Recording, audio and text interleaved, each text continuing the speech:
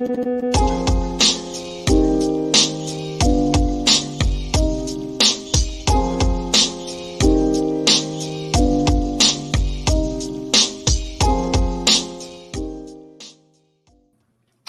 right, we're live. We made it back, and we officially have the show this week.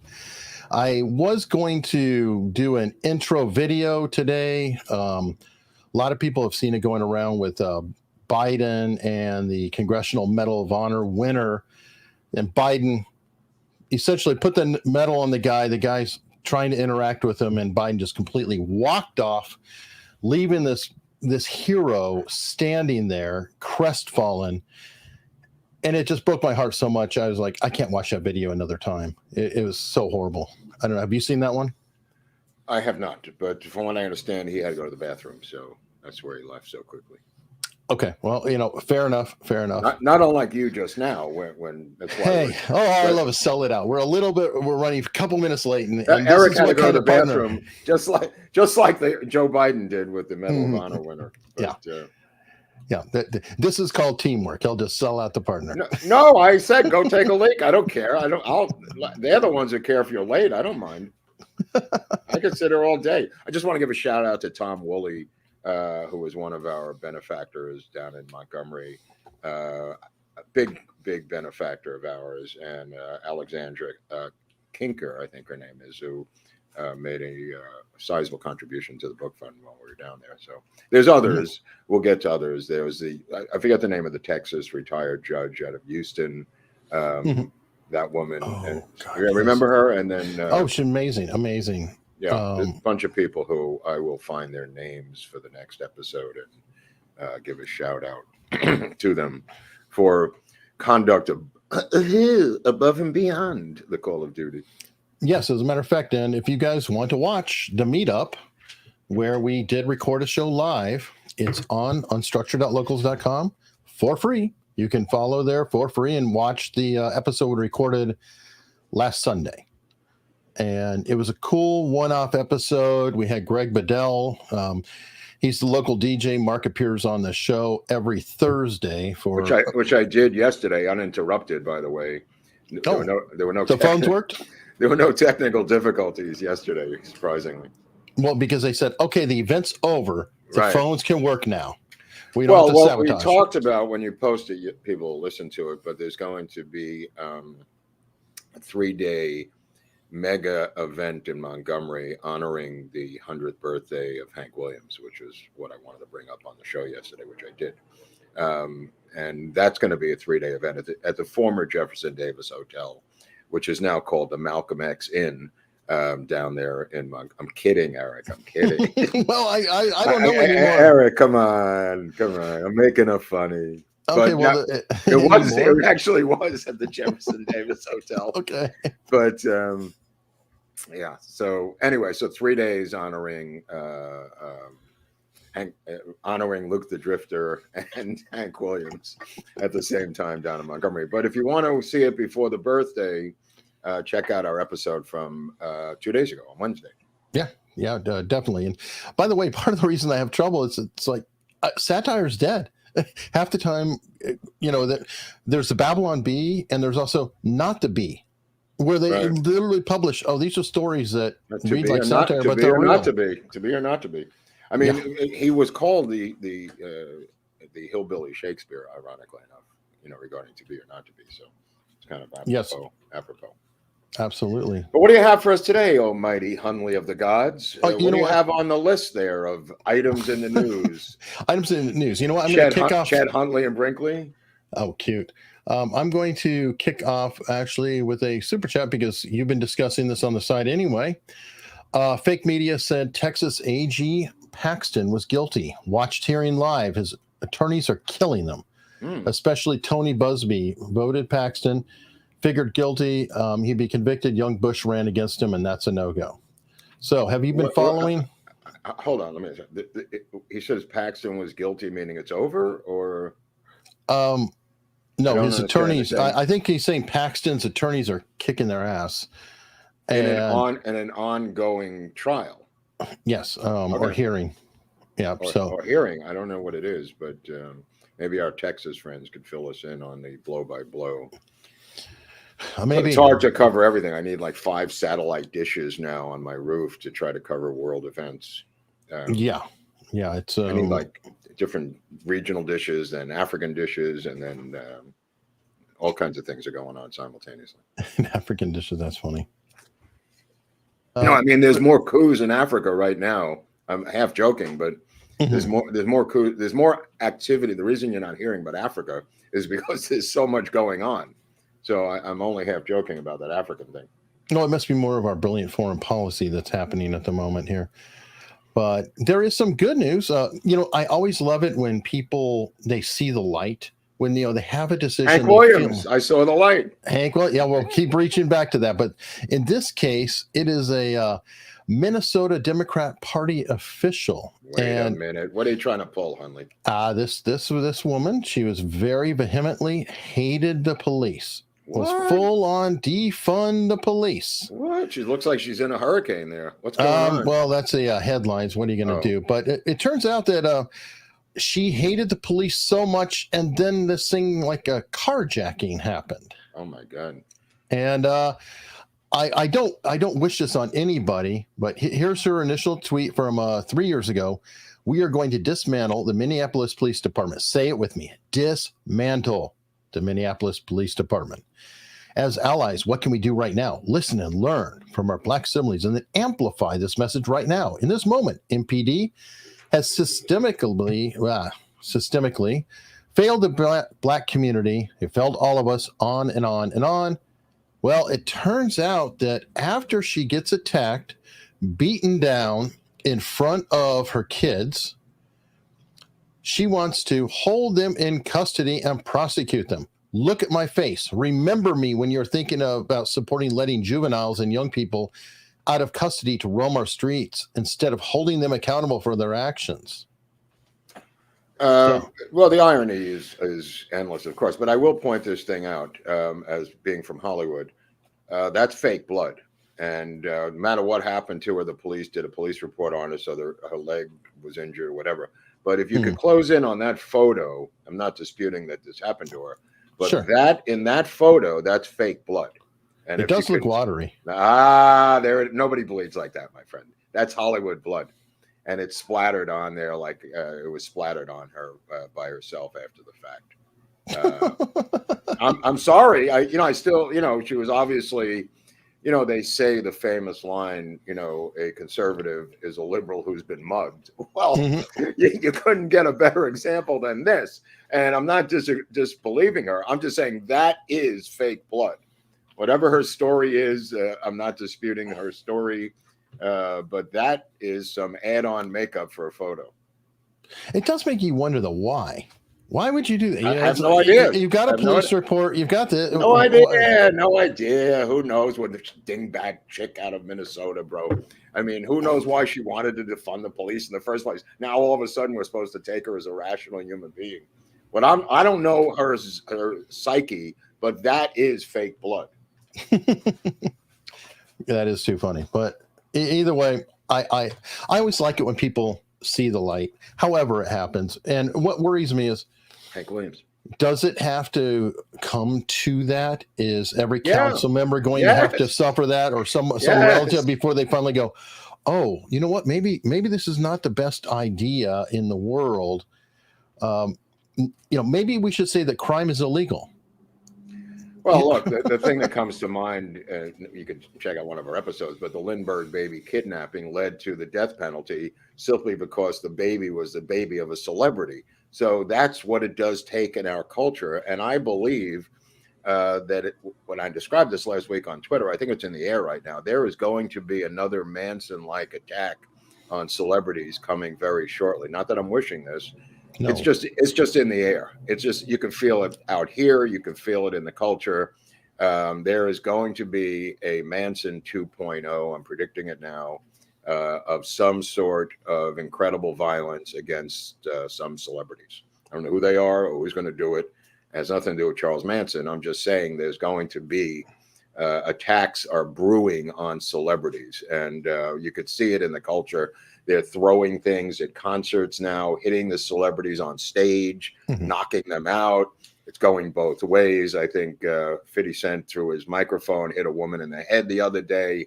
It's going both ways, and I think people are fed up with celebrities in general, and it's only going to take a handful of crackpots who are going to do a home invasion or some kind of a situation where it's going to get violent and it's going to get ugly in a Manson-like way. I just wanted to put that out there. But I can see that too, because it's becoming so common that the only way to stand out is for them to, up the ante, so to speak. The ante's getting upped. I don't know who's going to up the ante even further, but you can feel the ante being upped day after day after day after day. And the hatred and now the venom towards celebrities is really, and I don't mean this politically, I mean this culturally. I'm not saying this is not a left-right issue. This is a cultural issue where it's a have and have not situation, where ticket prices are through the roof and celebrities are doing all kinds of crazy things, and people are fed up of seeing them on yachts all day and on TikTok. And there's the TikTok violence that you mentioned to me, and someone else mentioned to me, how they will do things on TikTok to get on TikTok.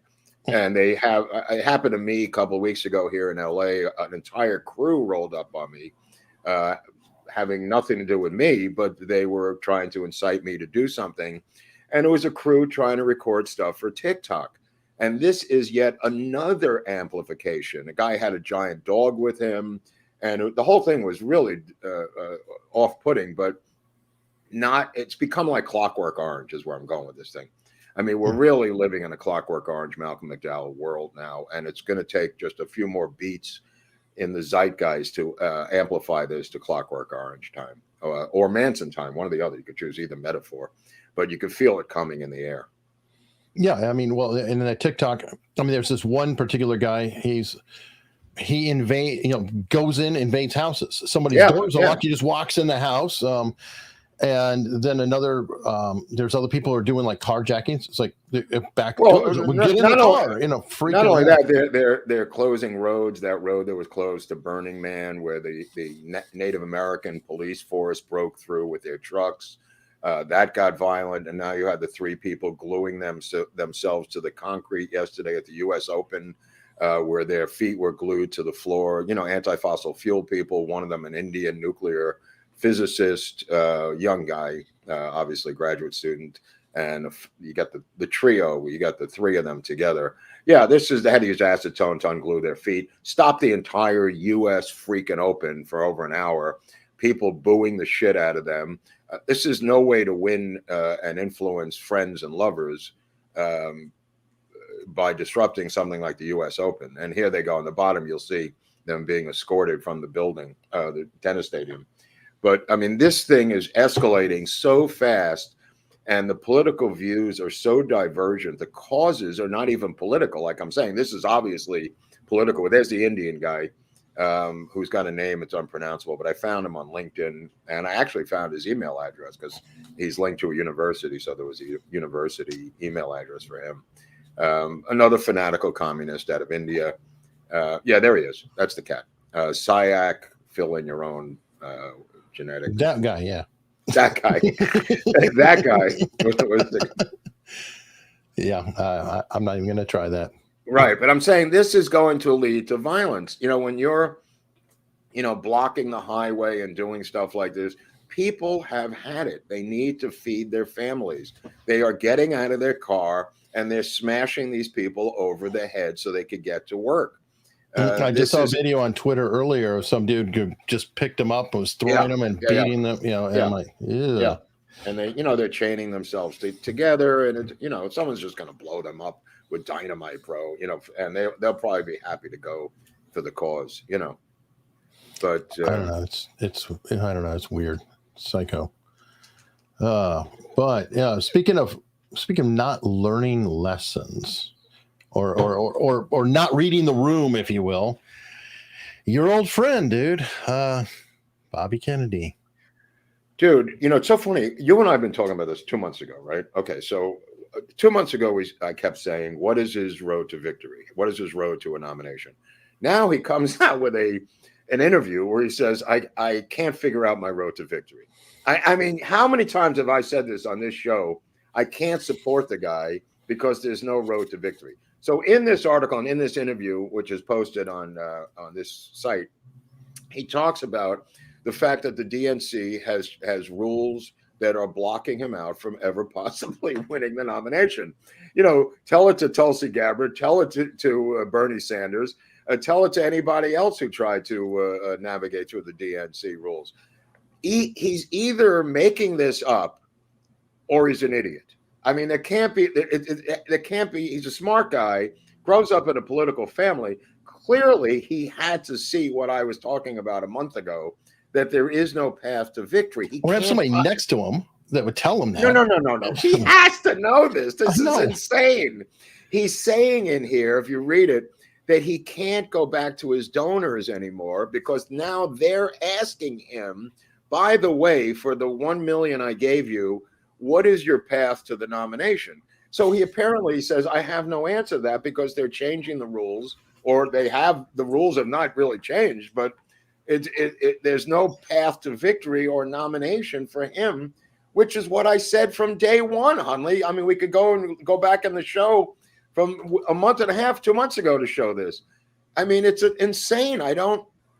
Either his intention is to be a Trojan horse fueled, which I am now leaning towards, that he is a Trojan horse fueled by the DNC to drive himself to a third-party candidacy, possibly with a Cornel West vice president, where he now runs as a third-party candidate, ensuring the victory of Joe Biden. Because any third-party move, hello, Robert Barnes, any third-party move by Bobby Kennedy will ensure the defeat of Donald Trump. That's just politics 101, people. Bobby Kennedy knows that he moves to the third party.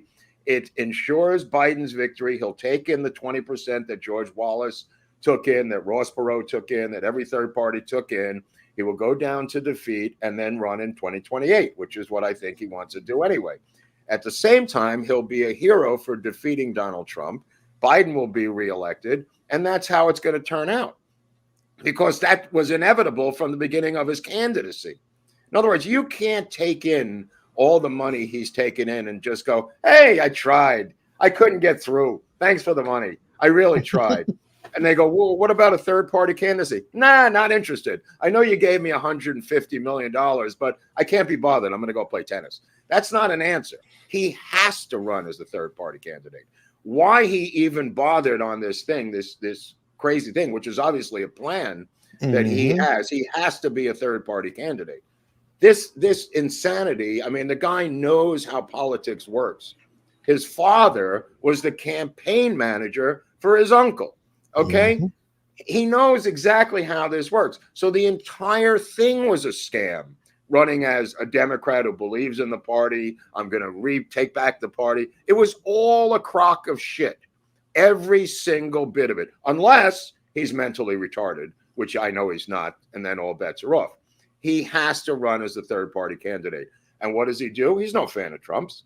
I mean, he's going to ensure the reelection of Joe Biden, and then he'll run in 2028. He'll have name recognition. Biden will be gone, and then he'll have a clear, open field. It's not stupid on the part of RFK, but it's stupid that Trump people have navigated to this guy giving him their hard-earned money. How do you feel now, Trump people who gave him money? How do you feel now? Like a schmuck? I would, because now that money is not going to go to anybody but Joe Biden. And these people are pushing Robert Kennedy to run as a third-party candidate, because the third-party candidate is not going to get one freaking Biden vote. It's going to be all independents and people who are worried about the Trump candidate. Soft Trump. Yeah. Definitely. So he'll get his 20% and Biden will win. And that'll be what happened with George Wallace in 1968, and could have happened in 72, but he got shot in the stomach by a weird guy. Well, this answers one of the questions we had for him. And that was, how does he reconcile his daughter-in-law? Well, we'll save that for a personal interview. I don't want to get into that right now. But the reality of it is, I mean, he's got some answering to do to a lot of people. I mean, if he runs as a third-party candidate, he's going to have to do it now. He's going to have to do it before primary season. He's going to have to attempt to get on the ballot. They're going to want him to get onto the ballot as a third-party candidate because he's never going to pull enough votes to threaten Biden for a Democratic nomination. So what difference does it make? He's not going to be on a Democratic ballot.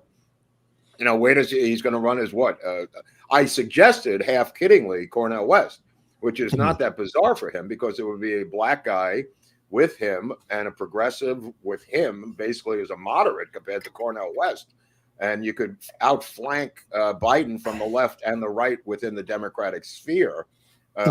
It's not that crazy. It really isn't that crazy because West has made some dents, pulled some black votes. And so, you know, the two of them together might be a force of reckoning that might get 25% of the vote for all I know.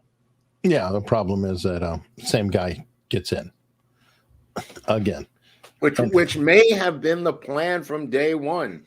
I've said this on a number of occasions that this may have been intentional, that either intentionally or unintentionally, he was a stalking horse, you know, kind of thing for Biden to get in there, and they may have been pushing him from day one. So we'll see what happens in the next couple of weeks with Robert Kennedy, because this is going to get very interesting, you know, as the days go on. He's, you know, whatever he's polling, but it looks like a leftist George Wallace or, you know, a Perot type candidacy if he goes third party. If he doesn't go third party, I don't know where it goes. He'd have to quit right now, because I guarantee you what he's doing is because, like Ron DeSantis, his donor money has now dried up. His money is now gone. And now he's got to shit to get off the pot, because they can't just keep giving him money. They're going to say, well, how do you get there from here? And this is what this is about now.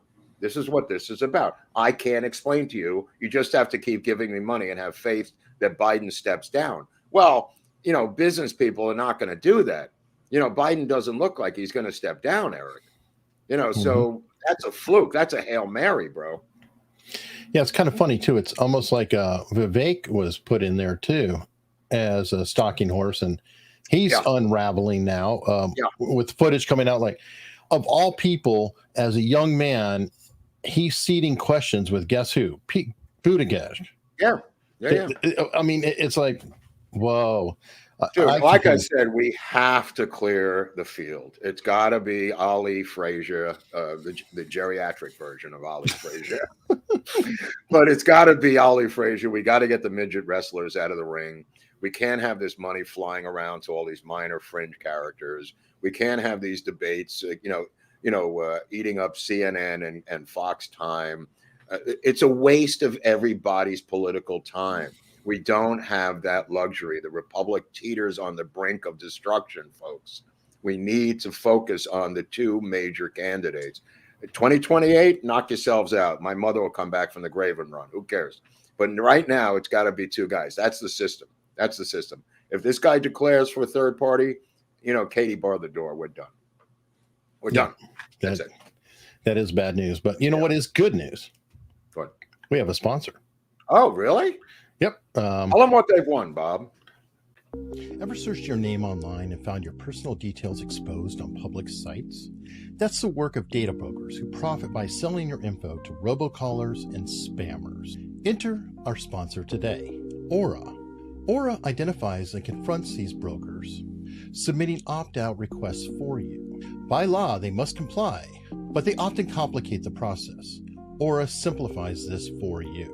With services like parental controls, antivirus, VPN, password management, and identity theft insurance, Aura's got you covered. I used Aura, and it found my info on 25 data brokers. It alerted me to 50 plus sites that had compromised my information, and it also monitored my bank for large transactions. I was a real surprise when I got alerts when I was transferring money around. Real lifesaver. This is an added layer of security that I can't do on my own. For peace of mind, try Aura for 2 weeks free at aura.com/unstructured and boost your online safety. Wow, that was good, Hunley. Oh, thank you. It's a good service too. And by the way, We've already been demonetized on this video. What? So it Dude, helps. what did a I lot. say? My name? As soon as they hear my name? Dude, we've been demonetized now for 20 minutes. It was early on. Holy crap. I don't know if it was the attack. I don't know what it is. What attack? On the Democratic official in Oh, Minneapolis. for the love of God. It's just a story in the newspaper. Jesus Christ. I don't know, but that's why it's really important. Thank you for checking out the sponsors, supporting them. It does help us a lot because it's infuriating. And the service is really good too. It literally does startle me every time. I'm like, money's been transferred. Money's been transferred. Yeah, my wife who transferred money from one account to another. It's like, what? Okay, there's a good alert. Well, I know she's going to do it, but it always is like, wait. Or every time I pay Mark, it's like, boom. Oh, okay. Oh, that's right. So I do like that. Well, I'll try it. If you say it works, I'll give it a shot. What's it called? Aura. Oh, Aura. Okay, that's easy to remember. Aura. Well, a word that you can't remember that I'm going to explain to you right now is a thing called kritarchy. And a kritarchy is, I know you got that furrowed brow look. What's a kritarchy? Put up the picture of that Darth Vader guy from Brazil. I'm going to explain this to you right now. Hang on. I got to get to it. Start talking and I'll find. Okay, I believe that we're not living in a theocracy. We're not living in a democracy. We're not living in a corporatocracy. We're not living in a kleptocracy. I think we're living in a kritarchy. And you say, what is Groubert talking about now? What's a kritarchy? This is a guy, Glenn Greenwald discussed. His name is Alexandre de Moraes, and he has taken over the nation of Brazil. He is their judge, executioner, DA, everything in one evil, bald-headed warlord. This guy is essentially the man behind the throne, and not really behind the throne. He is sitting on the throne of the Supreme Court of Brazil. I forget what it's called, the Supreme Federal Court. He's the president of the Superior Electoral Court as well. Glenn Greenwald is Lex Luthor on steroids. Glenn Greenwald said he has spoken truth to power his whole life. He's never been afraid to go after any politician, any general, anybody, and he's afraid of this guy. This is from Greenwald. And the reason this guy is important is because this is a new concept that I've come up with. So I'm just going to lay it out there. I haven't ironed out all the beats in this idea, but this is a free form Friday. So I'm just going to throw it out there. A kritarchy is a type of government that's run by judges. And that's where I think we're heading as a nation, with these insane leftist judges that are making rulings unmolested, unchecked, unbalanced of power. And these unelected judges, like this particular guy in Brazil, who banned people from the internet, who incarcerated people after their January 6th protest, we are now, just like the Nuremberg judges, Roland Freisler in 1933 to 39 in Nazi Germany, we now have a situation in the United States where these judges, and we've all seen them all over the country, have acted with unmitigated, unchecked power. Nobody's impeaching them. Nobody's doing anything. And it seems to happen when there's a power vacuum at the top of a country. This guy has stepped into the power vacuum between Bolsonaro and Lula, and he has seized unofficial power. And I think what we're going through in the United States right now, there's a power vacuum of leadership at the top and also in the congressional areas, also in the cities. And there's a general malaise of power lacking in leadership in the United States. The judges have stepped up into this power vacuum. And I'm not talking about the Supreme Court. I'm talking about federal judges, DC judges, appellate court judges, appointed judges, crazy judges, all kinds of judges all over the country who have been ruling way out of bounds and creating a whole new law. We've seen them in the Alex Jones case. We've seen them in all these different cases, and people are stunned by that. It's called a kritarchy, and it comes from the Book of Judges, from the original Old Testament. And it came from the Book of Judges when Israel did not have a king and judges were running the show back in biblical times. That's where it comes from. And it was the judges, the word judge comes from the Greek, the kritarchs, it comes from the Greeks. And a critarchy is a type of government, Eric, that is run by judges. And I wanted to put that out there today as an idea for people to kick around, because I think that's where we are as a nation right now. The politicians have shown incredible weakness. We have a 90-year-old guy as the president. We have ineffectual leadership in McConnell and Pelosi and all these Feinstein, these people who are basically dead. Power, abhors a vacuum. And what has stepped into that vacuum, in my humble opinion, are judges, a lot of women judges in this case, who have stepped up and have seized power. And this is, I believe, what's going on. And people have talked about impeaching this judge, that judge, all kinds of judges. But I think they have become like the Nuremberg judges in Berlin in the mid to late 30s. And I'll just put that out there. No, I never thought of that. I think you're onto something. And I can see where it's been coming for a while, because specifically Democrats, especially when not in power, have traditionally used the courts to drive policy. So, and this has been happening for like 20 years. Right. And I'm talking about a new thing where we're seeing the judges in these individual cases around the country throwing the book. And I'll give you another one. I mean, there's a judge in a case today out here, and these sentences are off the charts. The Torrio sentence, Enrico Torrio sentence as a Proud Boy, completely insane, beyond a murder rap. We had a guy here, this is today, and his name is Danny Masterson. He's a Scientologist. He was sentenced to, there was some sketchy post 20-year statute of limitations, where it may have been, agreed upon sex or not. These two women said they raped him. They were raped by him over 20 years ago. He's been married to Bijou Phillips, has children now for many years. He had a case here where it may have been some sort of internal Scientology feud. I'm not really sure. The point of the matter was the whole case was nick and tuck. You really couldn't tell if it was real or not, whether this was rape or not with these two women. Might have been consensual. I'm not really sure. However, the judge sentenced Danny Masterson, who has no criminal record, never did anything in his life, charity, has a lot of charity work. Bijou Phillips is his wife. He's got 2 kids, to 30 years in prison, state prison in the state of California. 30 years. He had Mila Kunis step up for him. He had Ashton Kutcher step up for him. I'm slightly biased because I did a number of episodes with Kurtwood Smith, who's a friend of mine, who was the father on that 70s show, where these people come from. They're all on that 70s show. And I did a couple of episodes because of Kurtwood.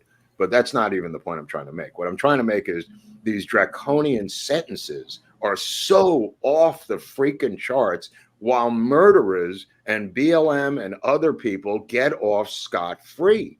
It seems to be, and we keep seeing this incredible two-tier justice, where people get either the book thrown at them for life imprisonment, or they're murderers and just walk away 85 times.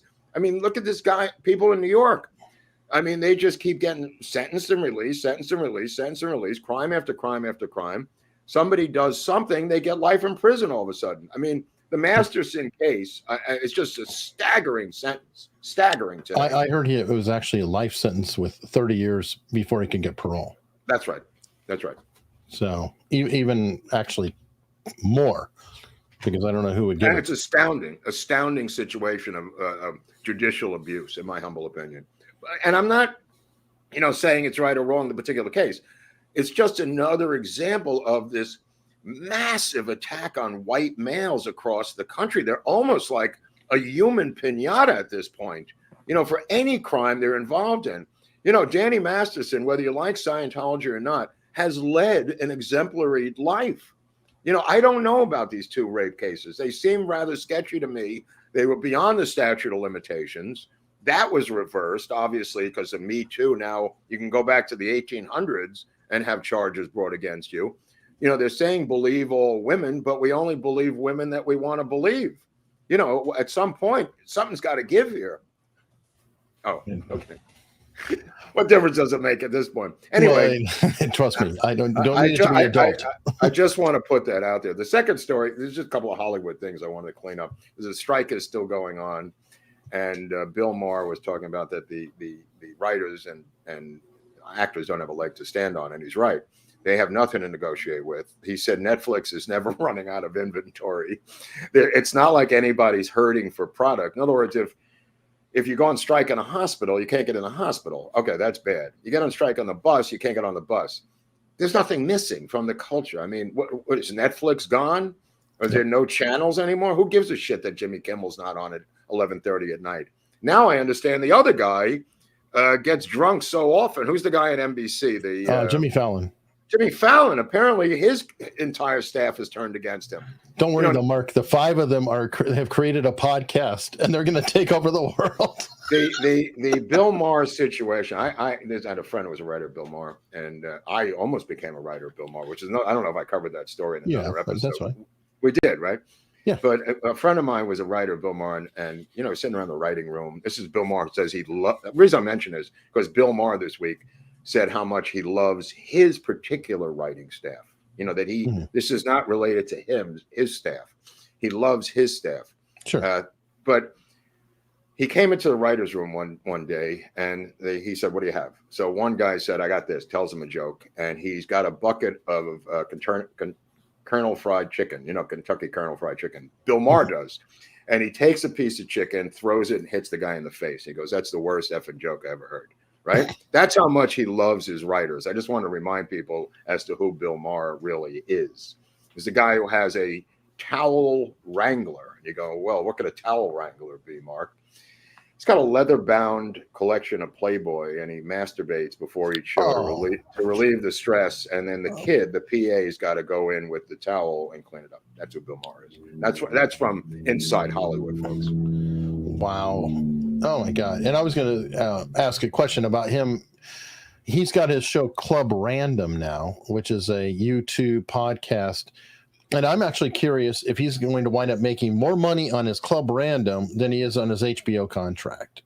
I don't know. But the point of the matter is I'll give you an example. When the LA Times went on strike, we at the LA Weekly were inundated by these reporters from the LA Times who were making $250,000 a year, who tried to muscle us out at the LA Weekly, for simply writing for peanuts compared to them.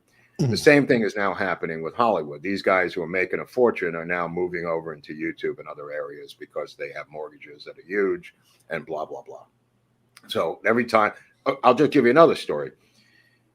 They are now, this is insane. This is absolutely insane. They're now demanding unemployment for being on strike, right? So there is no unemployment for being on strike. Of course not. You walked off. Okay. There's also no unemployment money pool for people who are on strike because it's paid in by an employer for when and if you ever get fired or leave the job and you have to pay unemployment. That's where it comes from. They're calling it unemployment insurance. They're now demanding that their liberal Democratic friends in Sacramento write a bill, which they're already starting to write, to give them money. They're calling it unemployment insurance. It has nothing to do with unemployment insurance. To give them money out of the general fund so they can have a weekly salary while they're on strike. And I guarantee you it's going to happen. Well, I'm sorry. I know you're a member of 2 unions, but there is a part of me that enjoys watching it all burn down. Sorry. No, I'm with you. I'm just telling you that this is what's going on this week. We were out of town. We were in another state, and I came back and I got to catch up with these Hollywood stories. I mean, it's crazy. It's crazy. I mean, they're going to get money out of Sacramento. Newsom's going to sign it. The new battle going on out here, and because what happens here spreads to the rest of the country. It's not just it's California people. What happens here is a canary in the coal mine for the rest of the country. They have this guy Bonta, who's the first Filipino American Attorney General, if that means anything to anybody except Imelda Marcos. Is the Attorney General of California, and he is suing the school districts here in California. San Bernardino County and a couple other counties now have also voted in very contentious parent town halls, with the school board, because the state of California feels and is suing the school boards for letting the parents know that their kids have a completely different identity and have transgendered to another gender in the school. It has to be kept secret because a 15-year-old should have a double life, according to the state of California. The parents have no right to know. They saying that, I swear to God, this is the actual quote out of Bonta's office: student rights trump parental rights. Now, there's no such thing as students' rights. To ask the kid who wears the Trump T-shirt to school how strong, right? There is no such thing. Gadsden flag on their backpack, right? There is no such thing as students' rights. Everybody knows that. They're using this, saying it is more important than parental rights of knowing what your kid is doing in school, whether the kid has a medical situation, whether the kid is transgendering, whether the kid is having a surgery. I mean, it's insane. This is possibly the craziest argument I've ever heard against parental rights in the nation. So I wanted to bring this up because it's going to roll into the next state.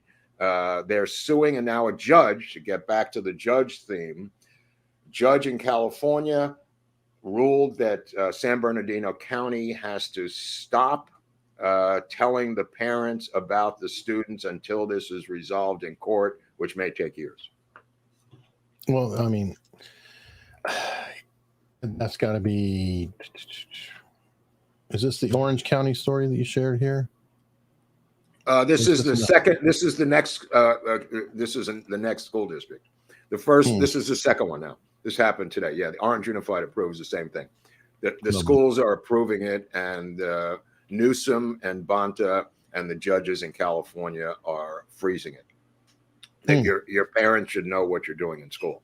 Now, I've said from day one, the only place that doesn't have cameras that should have cameras is the schools and the classrooms. And there's a reason they do not want you to see what's going on in that school system. They want to separate you from your nuclear family in the worst way. And whatever you got to do in your school district, people, you got to get cameras in those schools. That is a cross to a vampire to these people, to put actual cameras in that classroom. There's a reason that they will fight to the death. We have cameras, on the mound in baseball. We have cameras in elevators. We have cameras at banks. Cameras everywhere except one place, where our most valuable commodity exists, and that's our children. Yeah, because you don't want your parents watching indoctrination. People see what they're talking about. It's like, wait, what? What? That happened during COVID, and that's what terrifies them. They're like, oh God, we can't talk to the kids. We can't brainwash them whichever way we want to. Of course, they don't want cameras in there. Okay. All I'm saying is this should be the number one issue for parents on a school board, is to put cameras in those classrooms. I agree. I know you'll agree. I'm not talking to you. I'm talking to them. I know you agree, but anyway, I just wanted to get that out there. Now, what else you got? I don't know. Let me go through some super chats here because you and your super chats. I got a show to run. Come on, let's go. Yeah. All right. Canada's banning all aerosol products by 2024. Hold on. Viva asked me about this, and Viva's concerned that as of July 1st, he said. Now, you could be wrong. I don't know if he was right. They're banning WD-40, and they're going to eliminate WD-40 in Canada starting July 1st. And I said to Viva, if WD-40 is eliminated, he will immediately be replaced by WD-41. Dun-dun, dun-dun, dun-dun. Go on. Also, Canada's pushing low carbon diets.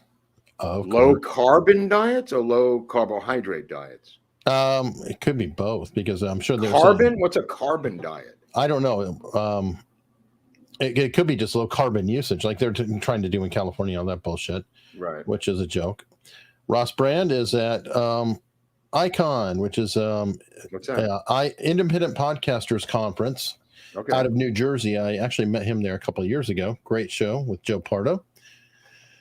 Your Cheating Heart, Obama's favorite. Oh God. Okay, let's talk about that for a second.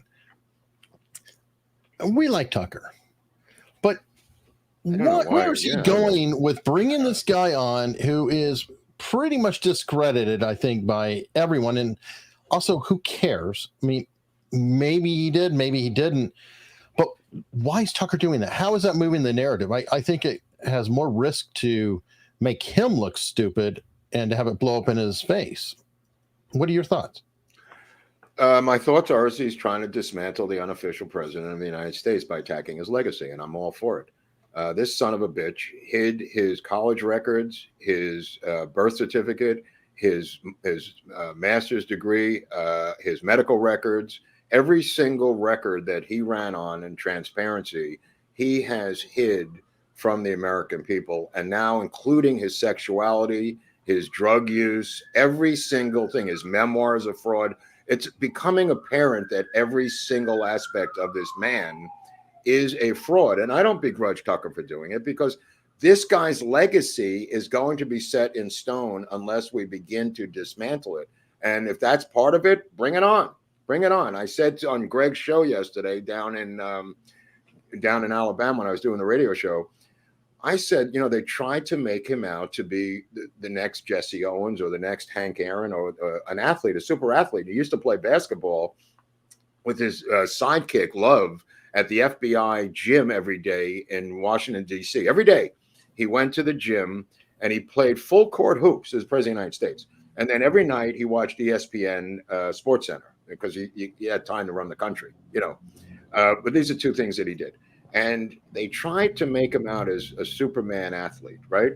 So he goes to the Mount at Comiskey Park, opening day, the first term in office, and he puts on his White Sox hat, and he throws the ball with the left hand like a girl, and the entire nation went, "Oh my God, he's half a fag." And they never let him do it again. He never got on a mound again.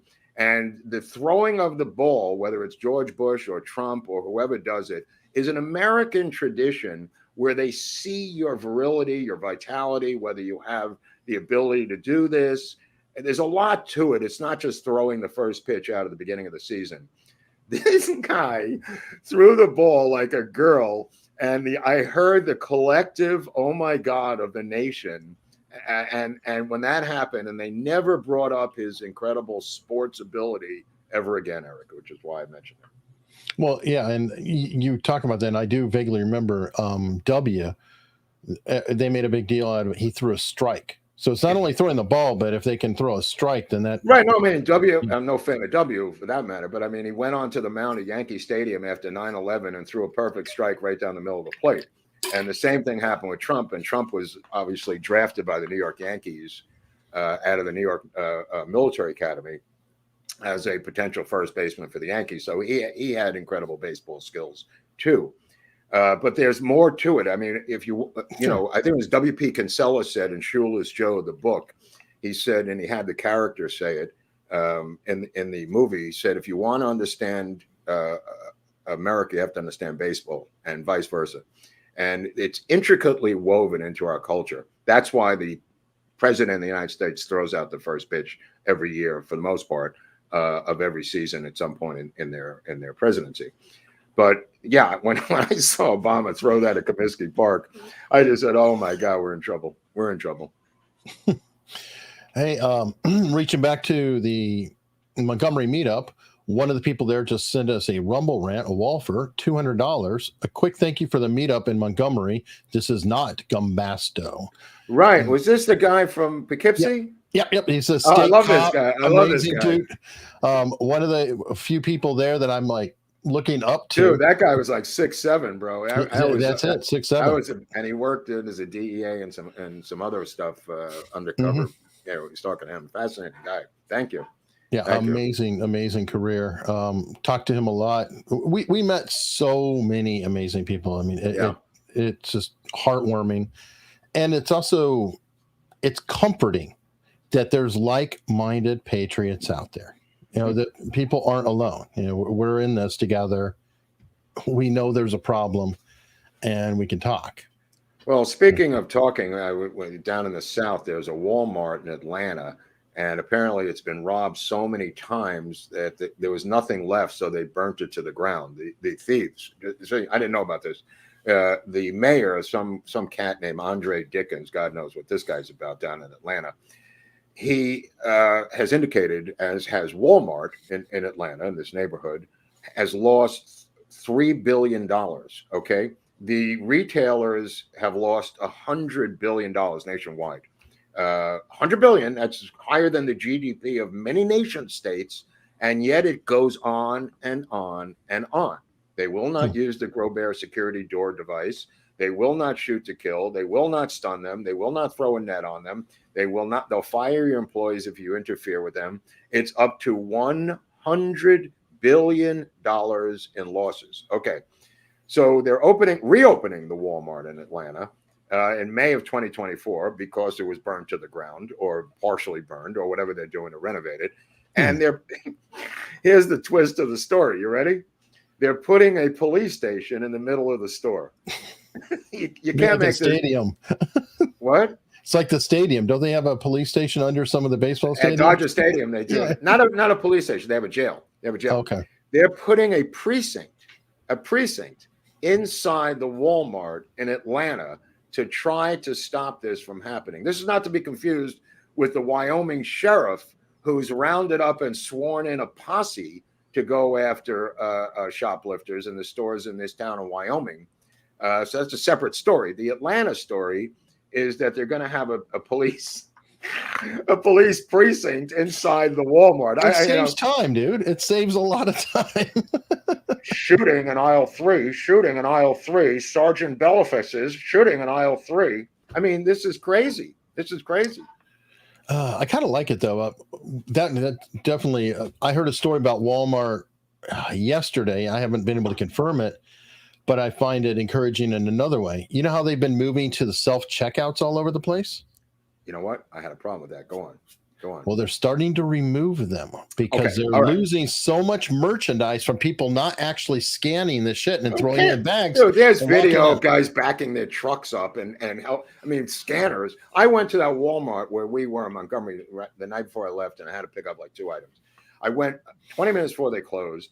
All of the scanners, all of the registers were closed. All of the scanners. They kept one scanner open, self-scanner. One was open, and the line was 35 people, right? So I said to the girl, I go, what's the deal? He says, well, we don't have the staff. I go, it's a self-scanner. They closed 12 of the self-scanners, funneling everyone to this one scanner. And she told me that they need an employee for every 2 scanners or some ratio to help people because they can't navigate the scanner. So it defeated its own purpose, is all I'm saying. Yep. Well, and again, that and losing merchandise. So I'm just happy to see some people have jobs. It does get tiring to see everybody replaced over and over and over with automation. It's encouraging. Let me see. Well, I just I'll say, go ahead. I'm sorry. Go ahead. Cool. This is just a question.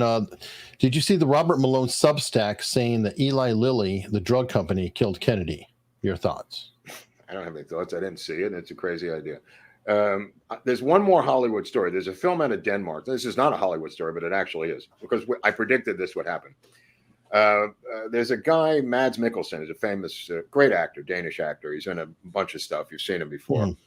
He is in a new film called The Promised Land, which is set in 1752 Denmark.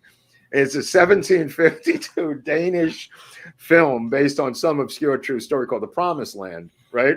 And he's at a press conference with the director yesterday, and the directors and him are asked by the press, how are you going to meet the diversity standards of Hollywood for the Oscars?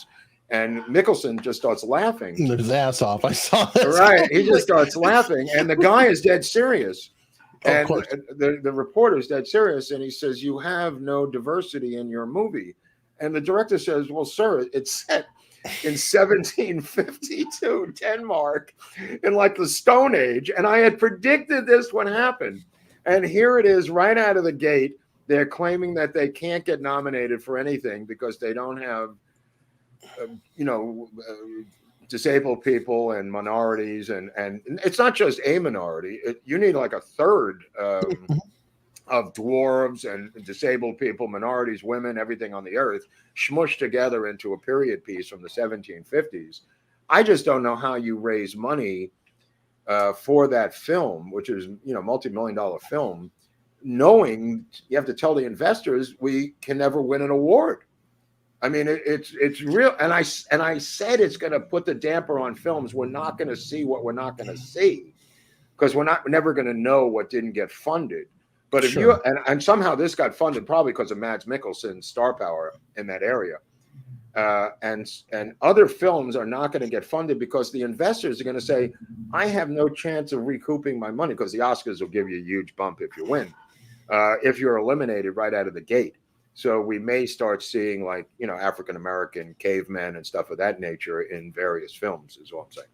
Yeah, but what do you expect? I mean, these people have no problem rewriting history. So why wouldn't they expect that? I mean, they're taking down, they're renaming military bases because they don't like the name. Oh, we'll just forget that that's Fort Bragg. We'll forget that this is a place. And now I just. Oh, by the way, I went by Arlington. Maxwell. I went by Maxwell Air Force Base when we were in Montgomery the other day.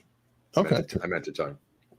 Cool. In Arlington, they're taking down the Confederate reconciliation statue, and the groups are fighting against it. It's the Moses Ezekiel or something. So the artist Moses Ezekiel is buried underneath it, and they're talking about moving them, which I think is against the Jewish faith or something. So it's just, I don't know all the details, but it's bonkers. And what do you expect? They probably are like, well, yeah, though there should have been more black people in Denmark in 1500. We're correcting that. I don't even think they care. I don't think they give a shit. They'd rather kibosh a film about that subject matter. I don't think it has anything to do with that. I think they'd rather them not make those films. That's the point, Eric. It's not, there's no way to navigate around their rules. The rules are so draconian, so stringent, that they want to kill this baby in the bathtub. They don't want this type to be made. They want, films like New Jack City to be made, or, whatever slave narrative you can come up with. But it's kind of been an exhausted area to work with. So it's kind of an odd thing, because the historical stuff has been beaten to death. There's only so many historical biopics you can do. You run out of them, in terms of, whether it's Ray Charles or a slave narrative or whatever. It's kind of a finite number. And then you have the urban contemporary storylines. If you want to make those, I mean, those can be situations like New Jack City or stories like that. But, people are opposed to those as well. Yeah, but they're inconsistent too, because if I recall, Snow White and the Seven Dwarfs isn't casting dwarves as dwarves. Well, you heard what happened with that one, right? What now? No, Peter Dinklage put the kibosh on that whole movie because he did not want other dwarves working and taking up his space as the king of the dwarves. You know this, right? The other dwarves, I don't know, dude, you may have stumbled onto it, but in reality, Dinklage, there were 7 other dwarves. There's one guy who rules the dwarf roost in Hollywood. That's Peter Dinklage. He did not, according to the dwarves, this is not me, the dwarves who are now embittered, Dinklage complained that the dwarf movie would be racist against dwarves. Not racist, whatever, dwarfist is the phrase, ableist maybe. And he's not in it because he can't multiply himself 7 times. So the other 7 dwarves and their relatives who are in the picture now are out of work because they put a kibosh on the entire picture, because it was spearheaded, the protest, by Peter Dinklage. So the other dwarves have come out in a dwarf war against the king of the dwarves, Peter Dinklage. More on this next Friday. Awesome. And thank you, Taylor Ray. You gentlemen are awesome.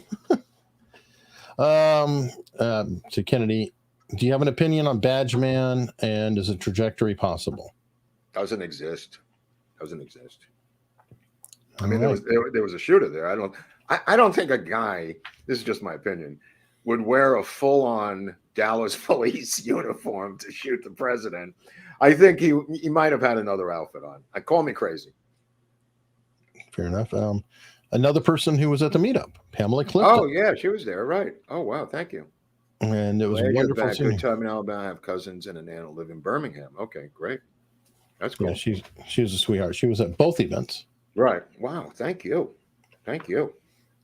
And Let me tell another you guy. something. I said yesterday the food was great. By the way, I wish I had the food now, but there was no way to take it back, or even to, there was just so much food. It was just delicious. We were lucky to have that incredible operation put together by Rosie Brock.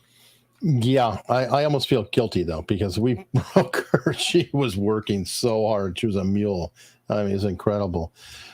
Dustin Russell also was at the meetup in Montgomery, and he always has a good quippy comment.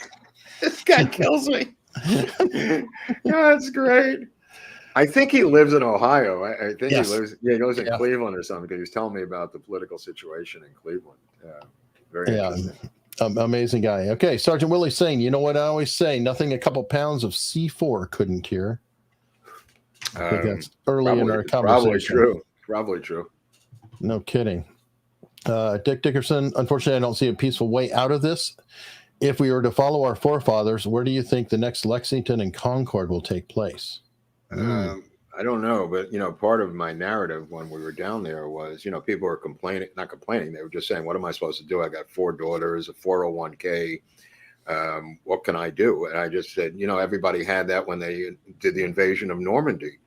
There were people who had daughters who landed in Normandy and fought the Nazis. I mean, I don't know what to say, about your precarious situation when people have gone off to war and died for this country. I understand you're in a precarious position economically or with your family, but so many people have died fighting in foreign wars for us, who are us. You don't have to go back to the Revolutionary War. You just go back a couple of years to Vietnam or even to Iraq. I mean, there are people who left their wives and kids and went off to do battle. Yeah. But then again, just do what you can. I mean, you don't necessarily have to throw everything away. It could be how you spend your money. It could be helping get the word out. It can be talking to friends. I mean, do what you can.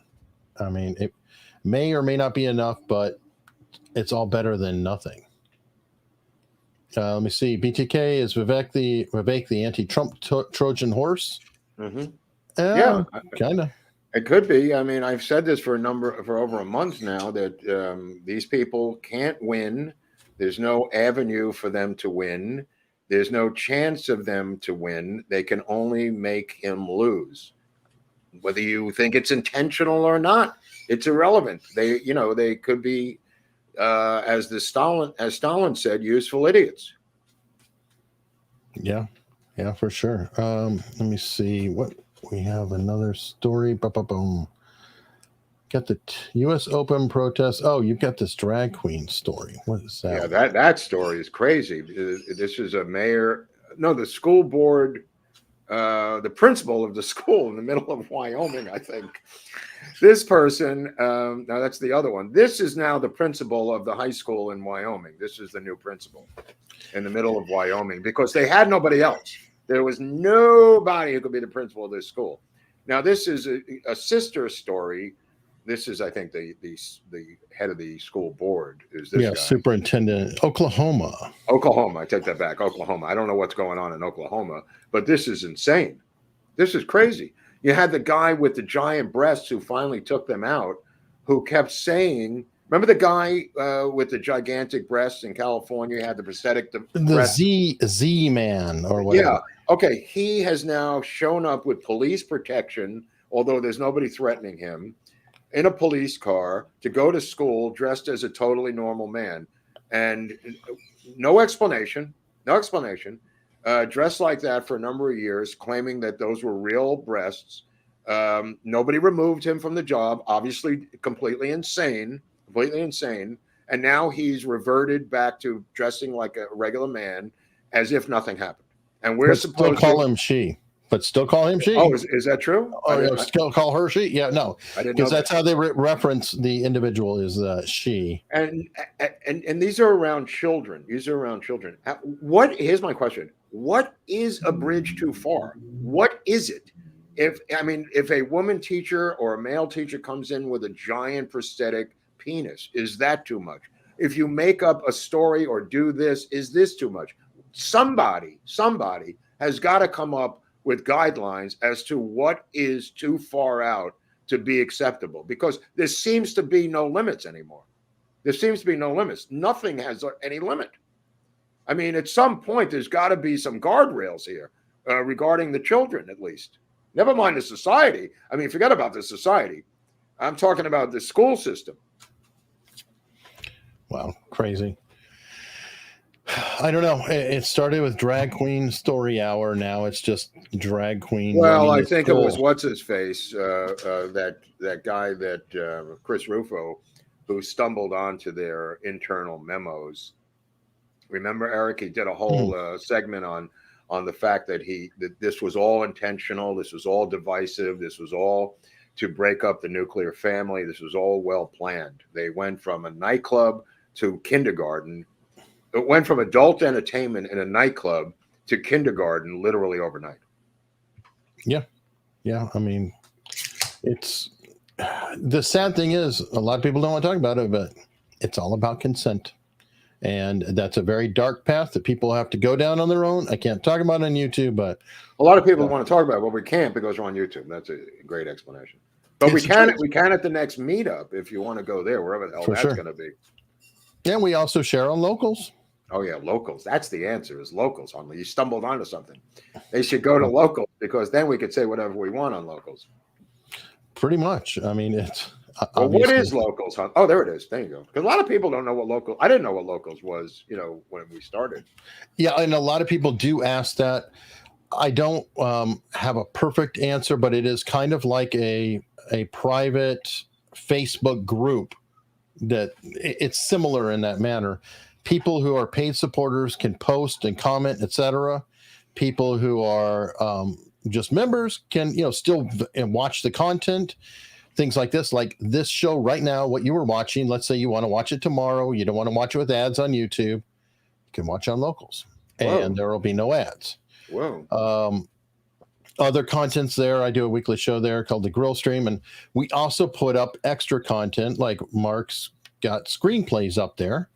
I do. For paid supporters. Oh, wow. We find some rare PDFs or PDFs of books that are extremely difficult to find, and try to share them on locals, out of print books that cost, hundreds of dollars, potentially a lot.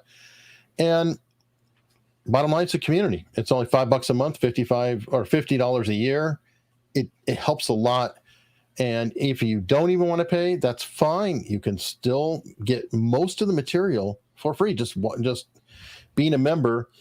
And it allows us to reach out to you. Like, what if they shut this stream down? What if they do something on the channel? What if we get a strike and we're suspended for a week?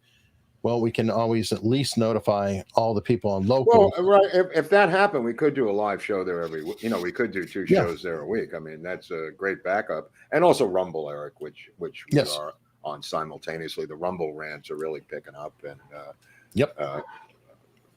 who knows what's going on over Rumble. But tell me about BA 286, Hunley, what you know about BA 2.86.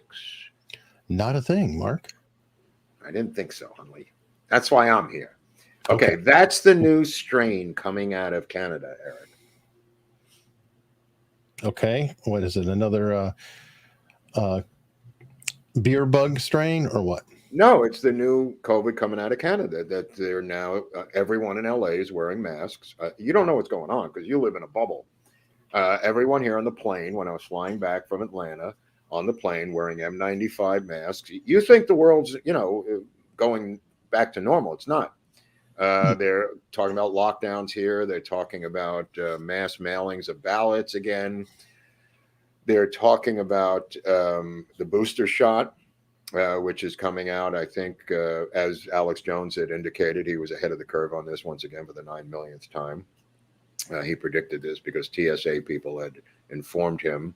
They're now going to begin to enforce federal regulations of mask wearing in federal buildings, and it's going to start in the fall. And this is obviously September, so it's going to be a back to school gift, you know, to No, the I'm kids. sorry, it's me. It's mask season, folks. Don't forget to get your N95 before you go to class. Now, my favorite story is the overwhelming meltdown in New York with the amount of migrants, illegal migrants, that have somehow gone from Africa to Guatemala to Nicaragua to Mexico to Texas to a FEMA plane ride to JFK to New York, where there's now the mayor, Eric, the mayor, had a town hall the other day saying New York is on the brink of collapse. I mean, this guy panicked. This guy really panicked. And he had a town hall saying they're unable to handle the 10,000 immigrants a month, illegal immigrants a month, that are being poured into New York via bus and other plane rides from FEMA out of the southern border. It's wide open. Okay. So the 10,000 a month, remember I told you in one episode, they took over Randall's Island. They're building a giant tent out there. Okay. Every hotel is filled and the weather is going to start to change in a couple of weeks. Cut to Chicago. Chicago's answer with the black Marxist mayor, Eric, the mayor in New York, was an ex-cop.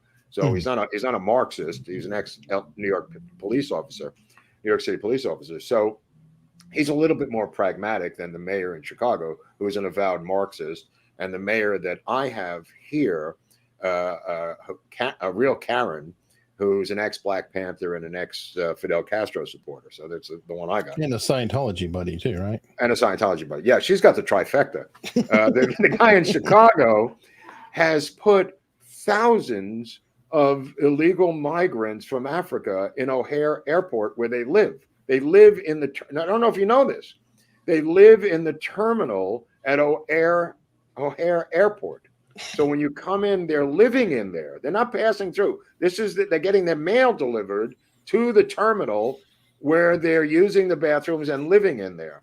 And this is in September, before it gets cold in Chicago. The rest of them are going to go into the rest of the airport as it gets colder. And I think that Eric, the mayor in New York, is going to do the same thing in New York, because he's going to see what Chicago did. Because the thing that he built in Randall's Island, the bar mitzvah tent, is already filled up with African migrants. Now, why do I say African? Because they're African. They are going on a tour, some sort of a tour from Ghana to Central America. And this is from RFK Jr. telling me this when he made his little documentary about going down there. Both buses that pull through the hole in the Trump wall that come through every hour are filled with 55 Africans from Ghana. So this is a attempt to just flood us with the merger of Africa and the United States. It's the only thing I could draw from this thing. However, they're all over the Upper West Side. All the hotels are full. They're looting, doing crimes, and whatever they're doing, you know, because they are not woven into the fabric of the society. One guy's been arrested 40 times already. This is a guy who just got there 2 minutes ago. I mean, how fast can you commit crimes, for Christ's sakes? You know what I mean? You got to sleep. You can't just go 24/7 on a crime spree. But they turn them loose as soon as they get caught, so you can rack up some good numbers. Yeah, for sure.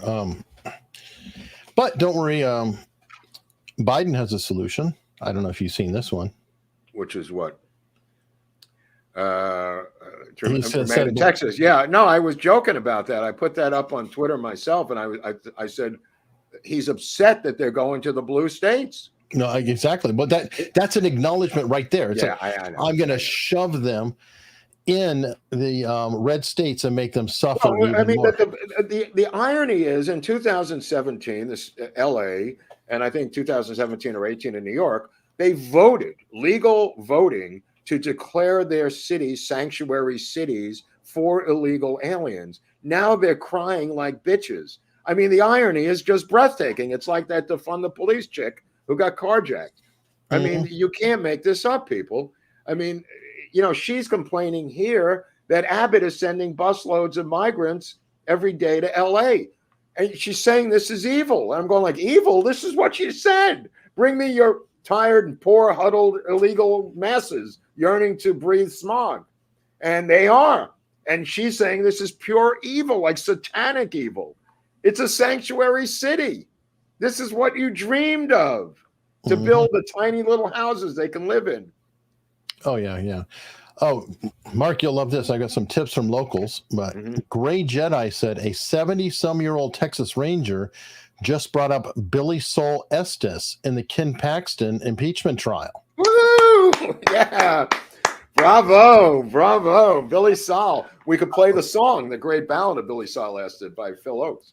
Yeah, no kidding. But Some of those photos of Hank were from by the way, the other day were from the Michael Oakes archives. Michael Oakes as a famous photographer, his brother Phil Oakes, and a lot of the rock and roll photos are from Michael Oakes. Just a shout out to, if he's still alive, Michael Oakes, one of the legendary rock and roll photographers. But, oh, awesome. All right.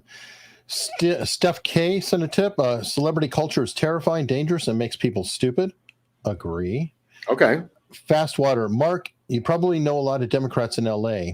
How many of them are saying, hey, deciding my party's nominee is my job, not the DNC's, or are they just brainwashed sheep? Okay, so it's a one-party system, so they just accept what it is, and some of them were embittered, obviously, about the Bernie thing. That was a big shock to them. But somebody who took a thumb drive lost his life in the transfer of that thumb drive, Eric, right? Seth Rich in D.C. So, I mean, there's a price to pay if you go against the Soviet Politburo, which is the DNC. Yeah, for sure. Moon said, I was a campaign manager for a Republican Senate candidate. Mark is absolutely right about his analysis of Robert F. Kennedy and the Democrat Party. Mm-hmm. Unfortunately, the Republican Party is almost as corrupt. I saw the establishment and mainstream Texas media come together to undermine the fairness of the 2012 GOP primary. Mm-hmm. Thank you. It's the party system. It is the worst. Well, look, I mean, there's a way to do it and there's a way not to do it. I mean, they have marched in such lockstep in the Democratic Party, as we saw during the Trump administration, where they would literally, how many montages did we have to see that were put out by Tucker night after night after night, Eric? But all of us saw these montages where they just said the same things over and over and over again within an hour. I mean, the closest when it started to get close, let me put it this way, was the first time I ever saw it really demonstrated is when Obama changed his mind on gay marriage. This is the first major example of this I ever saw. And the next day, all of the apparatchiks in the party changed their opinion on gay marriage. And it was so embarrassingly obvious what was going on, but they didn't have an explanation for why they changed their opinion on gay marriage, other than they had an epiphany. You know what I mean? He changed his mind on it, whatever his political choice was. But the fact is, they all did the next morning, and anyone who didn't get there fast enough was like the guy who stopped clapping when Stalin was giving a speech. That was kind of the thing that came into my mind. Yeah, no kidding. Steph K said, let's start calling Mark D Money for demonetizing you too. Here's a few more clams. Nice going, D Money. All right. Church Fart said the social compact is broken. New World also said, whenever those on the right show up to protest something like drag show for children, Antifa shows up to clash with them. Good. Get it on. Let's get it on. I'm sorry. Go on. I thought you were done. No. However, when these Yahtzees are out there doing their thing, Antifa is nowhere to be found. I know. Are the FBI, funny. CIA telling them to back off? Did you see those feds the other day with their Yahtzee uniforms? I mean, where did they go? To Yahtzees R Us to get those outfits? I mean, who makes those outfits?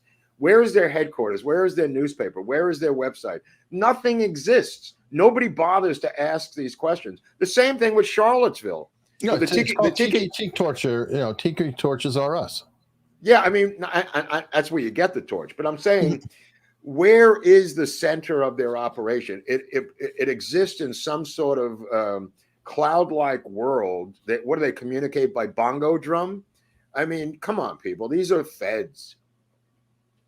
Yeah, no, I totally agree. If we get a chance, we'll do an episode on the Beards, which was the FBI division. We'll get into it. Oh, yeah. And I told you about this. There's a group of FBI agents who grew their hair long and had beards. They were called the Beards, and they infiltrated the left in the 70s. And I want to do an episode on the Beards at some point to show you that it's happened the other way too. Yeah, no, definitely. Yeah. Alehouse said, right on, bringing down the legacy of the shadow government. We're in the third term. The fake SS card from Connecticut was my red pill. Oh, right. That's right. Well, the fact that he, Business Incorporated Corporation, BIC, was his summer internship, and that was a CIA front for Obama, and the Manhattan Borough president, who was a black dude, an older, really well-established Manhattan Borough president. He claimed the Saudi government paid for his Columbia scholarship to go to Columbia out of transferring from Occidental in LA, which is the equivalent of going from a vocational school to Harvard. And nobody ever saw him in school in Columbia, for that matter. But the fact that the Saudi royal family, at the age of 20, paid for his college tuition at Columbia, I find to be bizarre. Yeah, there's a lot of interesting payments. Yeah, I would say go look at our episode of the CIA and the family, Eric, right? I've been sharing that on Twitter because everybody's like, hey, have you looked at the Obamas? I'm like,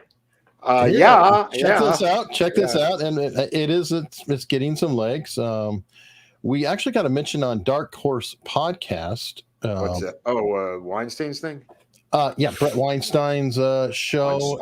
Weinstein. I don't think he likes the reference. They call themselves Stein for whatever reason, him and Eric. But it was with Michael Shermer, who is the king of the lone nutters, I guess, right now. He's the king of the contrarians, I think. I haven't gotten through the whole sequence yet because it just gets on my nerves listening. I'm like, that's wrong. And he does it in a smug manner. Like, oh, but of course. Let me tell you. The problem with the Shermers of this world, there are Shermers, there's other Shermers, is they don't know all of the literature on our side to talk intelligently to us.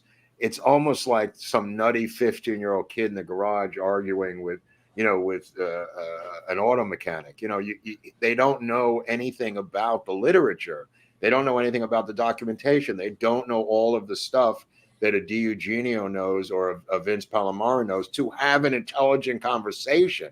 I'm not saying they have to know that stuff, but you can't come into this forum and talk to us. It's absurd. It's absurd. You can't even have a conversation with these people. They don't know what you're talking about. It's ridiculous. It's like talking to a 5-year-old. And that's what he came across as, some arrogant, smug 5-year-old having a temper tantrum, laughing and everything. He doesn't know the genre. Yeah, no, I agree. And I thought about that too. It's like, how would you construct a debate when it's so voluminous? The information is so vast that you can't. It's ridiculous. You can't do it. Yeah, the only way you'd have to educate moment. Yeah, one moment. It doesn't matter. You can't have a conversation. You'd have to reinvent the wheel for them and explain how a car works every time you're having a sentence. Yeah, no, I totally understand that. I think it's actually easier with the RFK because at least you can constrain it down to that one event in the room with the two people. That one I think is something that's easier to debate back and forth. It's not even a debate because it's over in 5 minutes. Once you get into the Noguchi autopsy, it's over. It's over.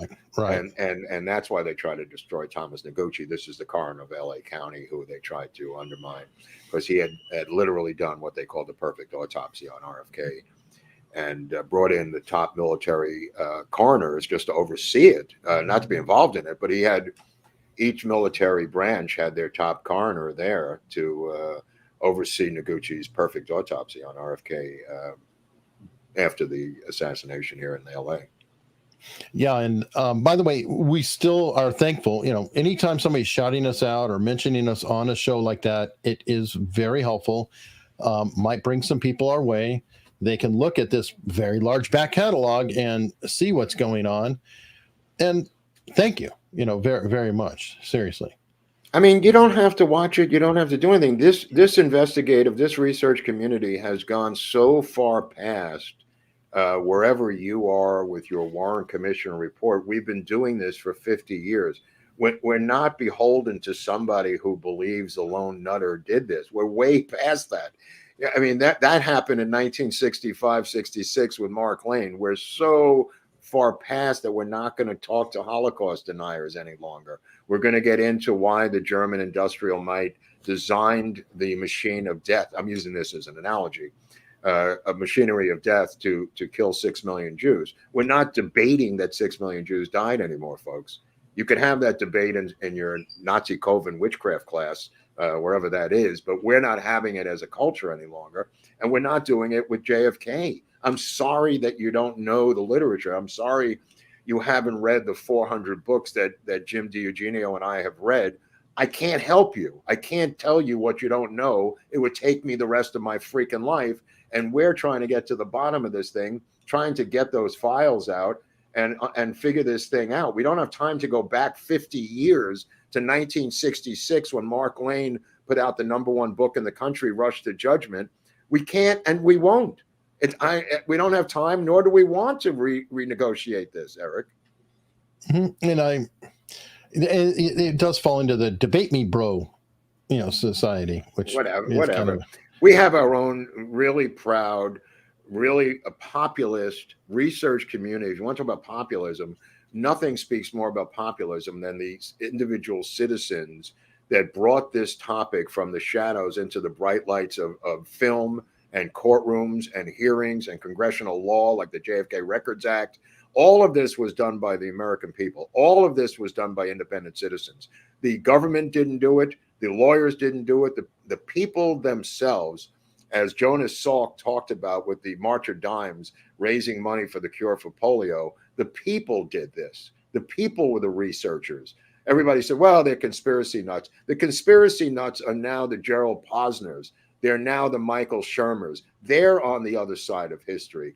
They're the conspiracy nuts. The research community has unveiled, found, discovered, brought to light thousands and thousands of factoids regarding this case. I mean, if you just took Vince Palomara's work by itself on the Secret Service, it would be more than any single investigative body has done in the history of the United States. And he's made almost no money on it. I mean, this is who cares? I'm just saying they're doing it out of passion. And nobody's doing this for any other reason than it's our country, our president who got his head blown off by whoever did this. And, we've discussed that in multiple episodes. I don't have to go into that. But the reality of it is this was done as a populist movement. Mm-hmm. And that's the point I want to make.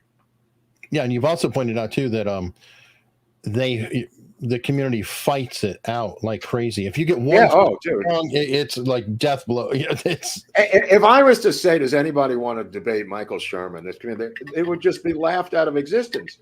They are debating themselves over each. It's almost like the scientific method, Eric. When scientists begin to compare notes on scientific studies, they go at each other in the Education Forum and Spartacus International and JFK Lancer. They shred each other with minutia that's new, not to how many shots could Oswald have gotten off out of the sniper's nest. I mean, it's absurd. It's absurd. These people are 50 years ahead of that. 50 years. Anybody? Yeah, I'm a sniper, and I could have nailed it. Dude, you sound like a schmuck. I mean, we're so far past that now. Anyway, we're coming up on the 60th. So these people are going to come out of the woodwork. You're going to have these movies coming out, and this issue is not going to go away. There's going to be phony documentaries out of England, phony MI6 documentaries, phony Hollywood movies. So as I predicted, they're starting to come to fruition, and they are going to try to cash in on this without indicting LBJ or the deep state or the military-industrial complex. Yeah. All right. Just me saying Mark's crazy theories have turned out right too many times for me to doubt them now. They're not crazy theories. It's just good old-fashioned instinct and street sense, for the love of God. Well, that's like Alex Jones. I mean, there's giant people are keeping ledgers of Alex Jones was right. Well, this thing for whatchamacallit with the new lockdown and the mask and everything else. I was watching his show, and he had multiple sources simply from the TSA calling him, telling him they've gotten word, separate sources in the TSA. it's not like he's got a crystal ball. He's got a lot of sources. I have sources, not like anywhere near the level of Alex Jones, but I've got my own sources. And people call you and tell you, I work for this company and this is what I've discovered. And that's what Alex has in spades, and he's not just, they're not theories, they're sources. Yeah, definitely. Let me see. Carl Burkhalter.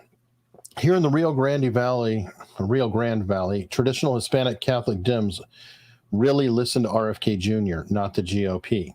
He has taken a message to older folks. Younger folks elected GOP Congresswoman Myra Flores, which I think is what you're saying, because they might be going to Trump, but RFK's there.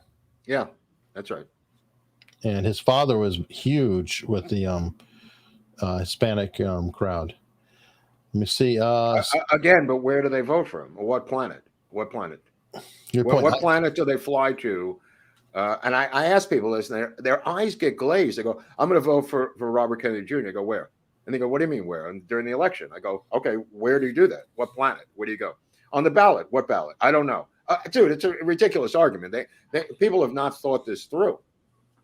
They've not thought this through. Where are you going to vote for him? On what planet? Yeah, or you can vote for him in the primary and the vote get turned over to Joe Biden too. Right. Because he's not. Stan's saying book fund and not found. Found. Thank you. Right. From Australia. Oh, Australia. Oh, it's early there, man. If he mails the book, it'll take a long time. Yeah. Oh, he sent some money there. Yeah. Kurt Allende, great research and production. History you didn't know. Thank you. And I was right. It was carbon, not carb. Carbon diet? Right. Or earlier, he was talking about the carbon. I think it's the emissions, but anyway. All right. Okay. They say vote to change a failing government. Our votes have been taken and rendered moot. In both of your heart of hearts, what do we do now? Well, I've given it 2 elections, the last one and this one. Then we're done. So if this one doesn't come out real, we're done. That's it. I mean, I'm not giving it 5 elections. I'm not giving it 3 elections. I'm giving it two presidential elections. That's it. Then I'm done. I think they stole the mayor election here from the guy who was running against Karen, and whatever elections are being stolen. But I've given it 2 political cycles of presidential elections. You might want to give it 5. You might want to give it 11. The Soviets gave it 30, phony elections. I don't know how many is enough for you until you stop your addiction to the ballot. I mean, if this is indeed a scenario coming up where it becomes obviously clear from the numbers from Rich Barris and Robert Barnes and their exit polling and their polling data, and the situation occurs at a Philadelphia or a blue city where it becomes the same situation that happened last time, you have to begin to think, what are my options here? What am I going to do? Am I just going to keep voting like a mental retard every single election while they're laughing behind your back? I mean, you got to start thinking like that, folks, because this thing's coming up in less than a year. And you have to, forget about going to court. That's too little too late. The state legislatures in the nation are all red. That didn't stop it. Again, we may have to have a constitutional convention and have representatives from various states, regular people I'm talking about, get together in facilities in each state and kick around these ideas of what we can do to separate or not separate or do something. But I think the next step, if this does go bad, is a constitutional convention of people getting together and talking about what we can do. Well, I think very importantly is no matter what, hammer local. Do everything you can local to make changes locally, because it's going to drift up. If you want a constitutional convention, you need to make sure all the offices locally all the way through state are covered. So definitely focus on the ballots locally. It does matter who's on the school board. Absolutely. It does matter who is the mayor. The school board here has 11 Che Guevaras on it. And they didn't do that because they cared about school. They did that because of power. Of course. But you have communities that are voting on the school board in that community who are red, but they're too lazy to pay attention to it. And then that slides in. these power brokers. The average amount of money it takes in LA County to run the school board election for an individual is $1.5 million. You think an average parent has $1.5 million, Eric? No, I'm saying the money. I'm just telling you how it works. I'm all about how it fucking physically works.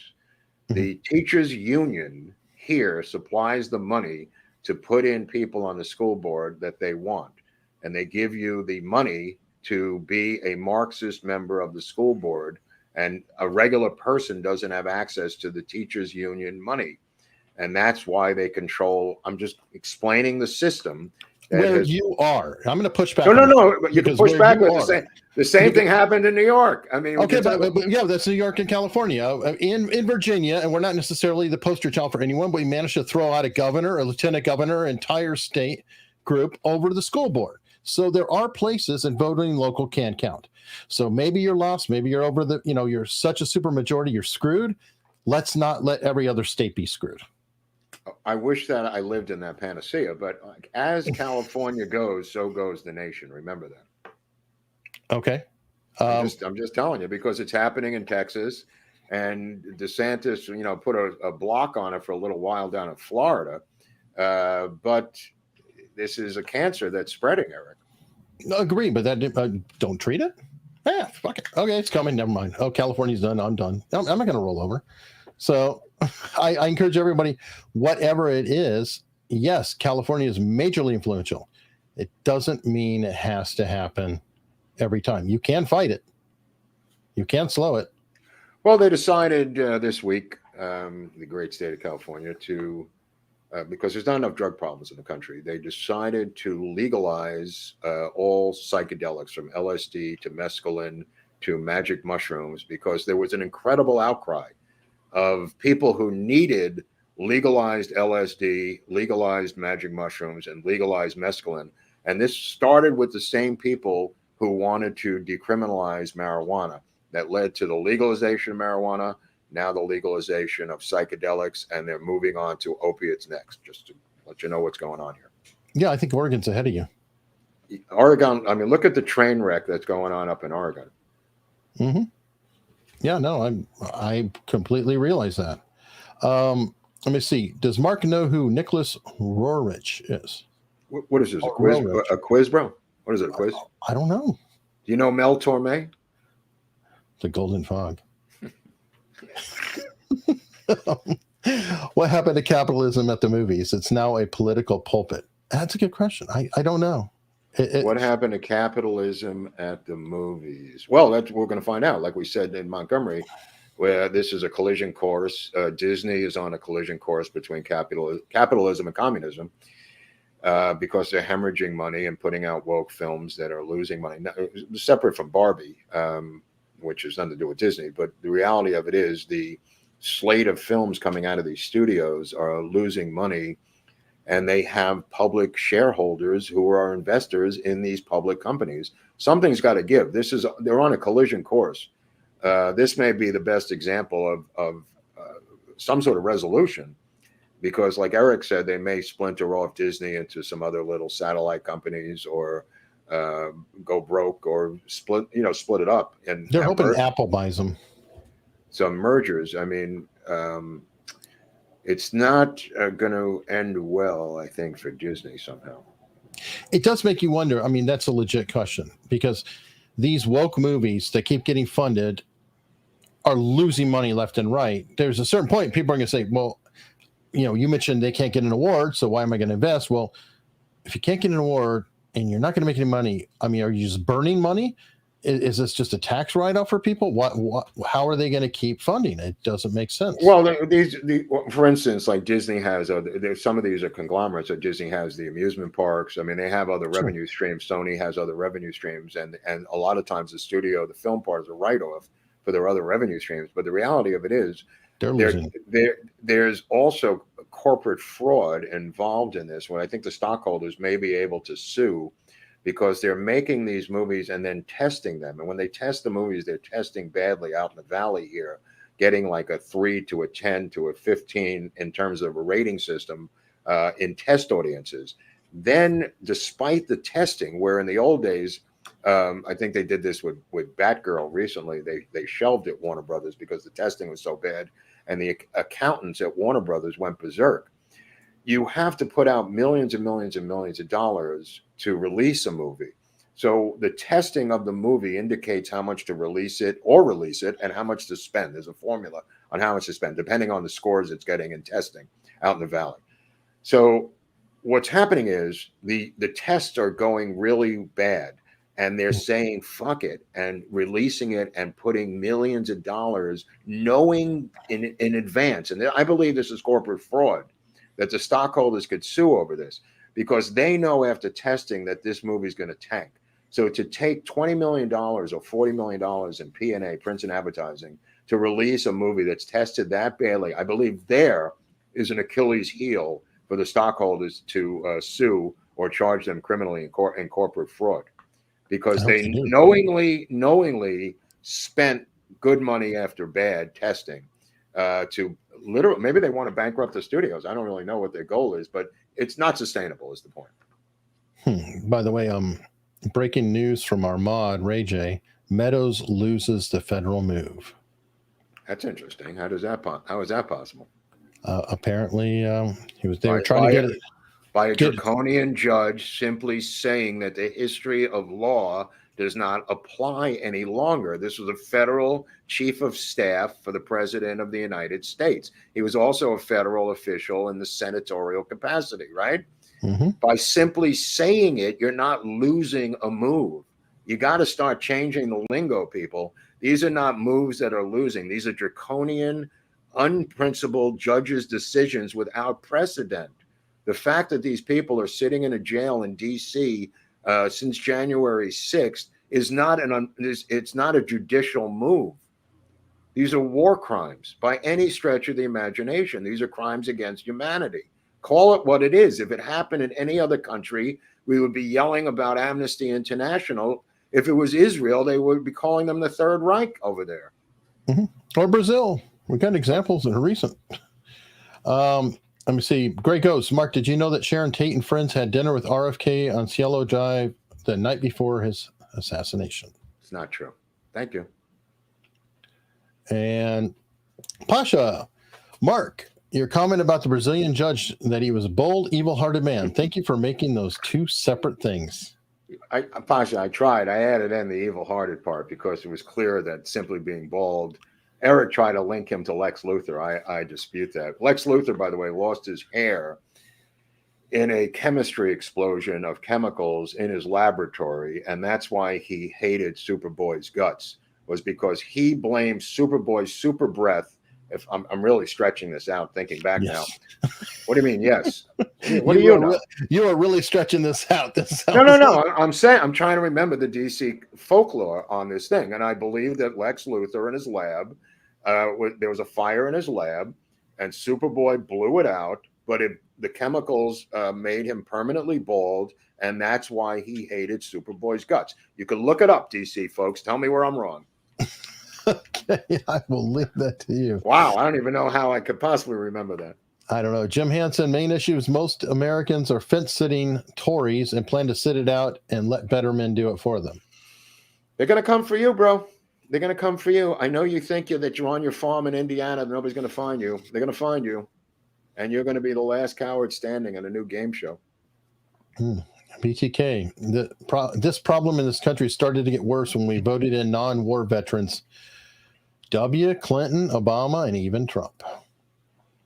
I don't know. Trump was the only non-war president that didn't take us to war of that group. And he went to a military academy in New York. So the analogy may not be that accurate. Yeah, and you can say, well, Bush was in the reserves or whatever. Yeah. Mariel Boatlift. Yes. I think it's because earlier you were talking about the immigration coming from Africa, and essentially they're not sending the best. That's what happened. No. Right. Nobody's sending them from Ghana. That they are coming on their own through this network where they're paying through the nose. And Mariel Boatlift was a release of prisoners put on boats by Fidel Castro. It's completely radically different things. These guys are young, strong, 18 to 25, military age, to quote RFK Jr., all mail coming from West Africa to here, paying for it through a route of smugglers and people who do this. Right. And in fairness, even on the Mariel boat lift, there was good people in there too. The whole thing was to fill it up to confuse the issue, which was, hate to say, brilliant on Castro's part. He wasn't a dummy. Evil, but not dumb. Dick Dickerson, can the next meetup be in Branson, Missouri? It's close. Let me ask something. Who lives in Branson, Missouri? Dick Dickerson. Who lives there? Somebody asked me the other day, could we come to Greenville, South Carolina, I think it was. I said, look, it's 4 hours drive to Montgomery. Get off your fat ass and drive. We're not coming to your living room, bro. I mean, that's what this guy wants. Jesus Christ. Okay, here's a new rule. If you select a place for us to have a meetup, it has to be at least 500 miles from your door. Okay, new rule. Minimum 500 miles. Let's see how aggressive you are now about coming to Lima, Ohio. Okay. Oh, good Lord. That's a Lenny Bruce reference, by the way, to Lenny Bruce fans out there. Lima, Ohio was a Lenny bit that you could look up. Okay. Bob Bennett, loved your tribute show on Hank Williams. I've been playing a song, I'm So Lonesome I Could Cry, for over 50 years. Yeah. I also think you are right on with the judge's angle and how our government is being run these days. Yeah, it's just a new idea that I'm fleshing out. I'm going to have to do some more research on it, but I wanted to put it out there today. The Hank thing, obviously, I mean, heartbreaking, incredible music by Hank Williams, no doubt about it. Again, the 17th 100-year anniversary of his birth. Nothing could be a more American story than Hank Williams, which is why we wanted to do it in Montgomery. And the judges thing, I'm going to have to talk to Barnes a little bit more about this, but I think there's stuff to it, and I'm going to try to flesh it out for next week's show. Yeah, no, that'd be very interesting.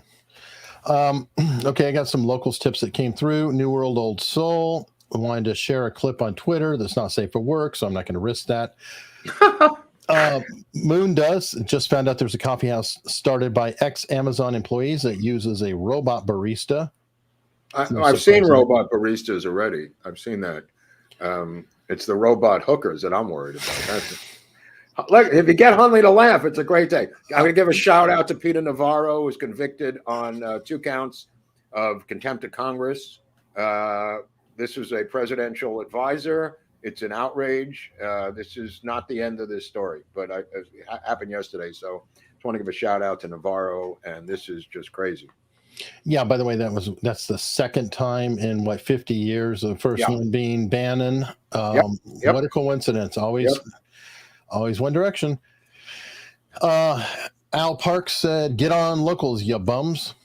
And USA Now said, WTF, when did Larry S. get discredited? Where did he testify under oath? I'm not sure. Larry. No, you're discrediting him. You're the one discrediting him, Larry Sinclair. I'm not. Okay, I'm confused. Twins123 said, I'm blocked on YouTube after my comments on the Texas AG trial. Oh, that's weird. That's weird. Weird. JJC Noel said, love you guys. Keep up the good work. Kay Blackston said, get 'em, Mark. Kay Blackston also said, are there going to be more JFK trading cards? More in the series. There's already a 4th one that just got announced last weekend. Brand new. I think it's up on the site right now. Ziggy has it. So there's 12 available. Wait, that's 3 sets of 4, or what? How does that work? Yep. 3 sets of 4. Okay. And I don't have it on hand. I'll have to have it to flash for the next show. But yes. And the latest set that came out has some good ones. Oh, wow. I'm going to get these at home. I want to collect the whole set, honey. This is going to be good. It'd be good reminder in case my mind goes and I can't remember the players in the game. But there are more players to come, folks. I know people want it every freaking day, but I can't just do it every day. We're going to do some other things. On Tuesday, we're going to pick up part 2 on the Rosenbergs. God forbid we should out the commies. I know that people would rather be entertained with the salaciousness of Ruth Payne's boudoir.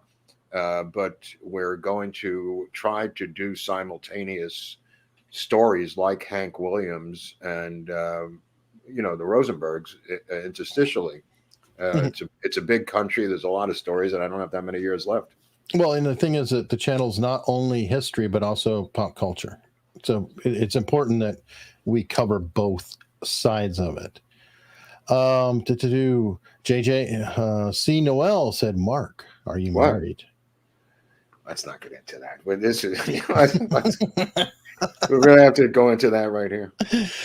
So American said, no boots, no ground, no victory. March DC into the Potomac.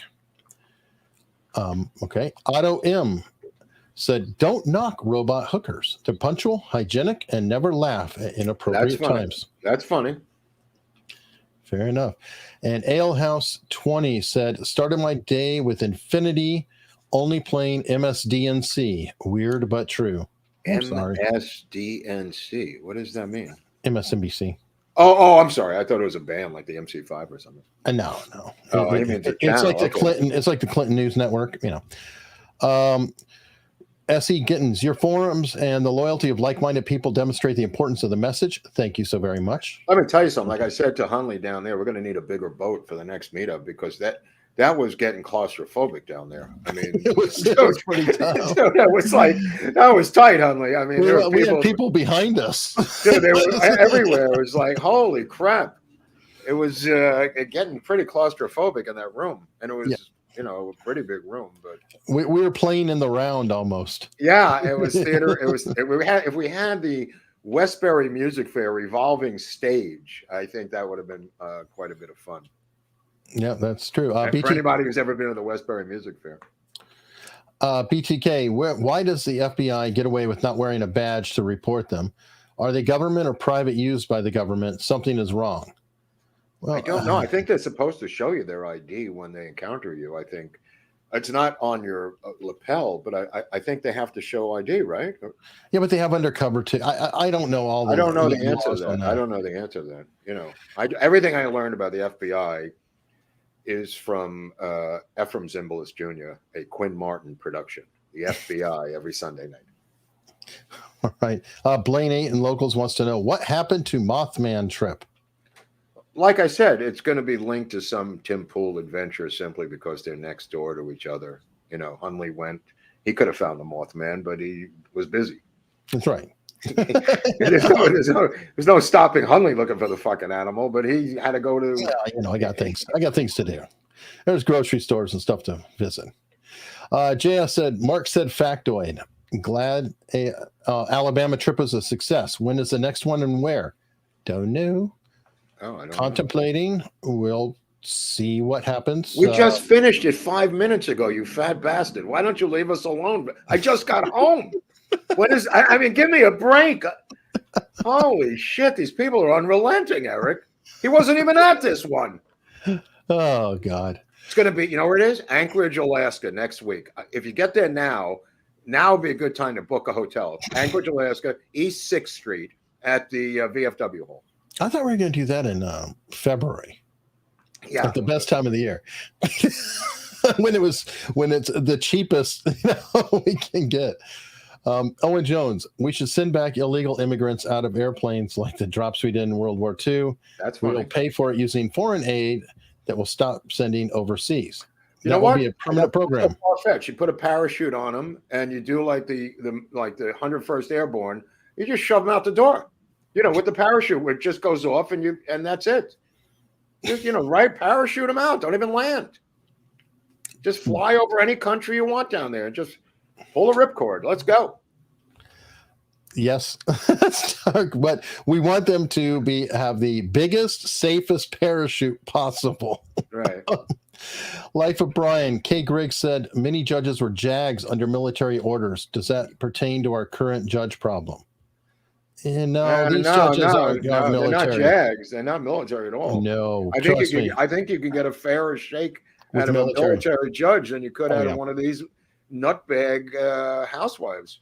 No, yeah, these people are not military in general. No, They're the ones who want to run the military, but not actually serve in the military. No. In fact, I have drawn this conclusion last year at some point that, first of all, when I talk about women, I'm referring to women on the left who are neurotically insane, who have not been in the military, do not have religion, and have not had any structured, organized sports. Those are my three metrics for neurotic women, and I'm saying that because the women on the right who are church-based people or military-based people or sports-based people seem to be completely fair, especially the sports ones and the military ones, also and the church ones. But they seem to have a foundation in fairness because of the things that they partook in, Sure. which is sports, military, and church. The women on the left, however, are atheistic and have no structure of fairness. The poster girl for this is Nancy Pelosi. And if you see that they are liars, they play unfair because they have no structure from sports, military, or church. And they're the problem. Those are the judges I'm talking about. When I say it's not all women, it's this particular group. Mm-hmm. That's what I'm referring to. Well, the people you stated that are good pretty much believe in a meritocracy and having to work together as a team and achieve a goal of some kind, working together. Right, but I could look at a bio, I could look at a resume and see what's on your resume without meeting you as a woman, mm-hmm. and see that if there's a military background, if there's a church background, and or if there's a sports background, you're going to get a completely different woman than the other type I'm describing. And I want to be emphatic about that because it hit me like a year ago about this, and I was like, oh my God, that's really interesting. This is two different types of people. You know, this is two different exact types of people. It's not all women. Well, you made somebody's day. You called him a fat bastard. It's a happy weekend for them. I don't even know. The guy could be emaciated. It could be a dwarf for all I know. Fat bastard. It doesn't mean you're fat. It's a term of endearment in Brooklyn, for Christ's sakes. It could be the skinniest person in Brooklyn. It doesn't matter. You could say it to anyone. You should hear what he calls me on the phone. Oh, let me see. Kate Blackston on Local said, by the way, for it to be your first meetup, I thought it went really great. Agree. I was shocked.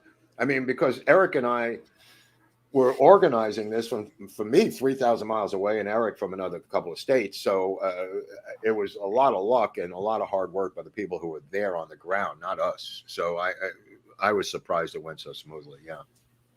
And thankful. I mean, it really was. It could have gone south. And I don't mean South United States. I mean, it could have gone south easily. Yeah, I don't even think there was any real major hiccups. You know, there were little things, but nothing that got in the way of a really good time. I mean, it was amazing. So happy about that. Alehouse 20 said, sadly, the women's right to vote has not turned out well. Come and get me, Karen. That's funny. Okay. Let's see. JS said, old broad fits me better. Still, I love you both. Oh, okay. Well, JS, old broad. Okay. I don't know. It's just a couple of initials, you know. By the way, that used to be the old thing with the phone book. If you ever wanted to find out if somebody's a female, they always use the initials in the phone book. Is that true? Yeah, because they were like, oh, well, they don't want to say Janice Smith. They would say J.S. Smith. And that until a lot of people figured it out. It's like, oh, okay, so it's a woman. Fascinating. But unbelievably, that wraps up the What? super chats. Okay, I Yes. just want to thank everyone for the spy books that you've paid for through the book fund. I've gotten all the major KGB Rosenberg spy books through the donations of people out there who have supplied me with the funds to get these books, which are rare.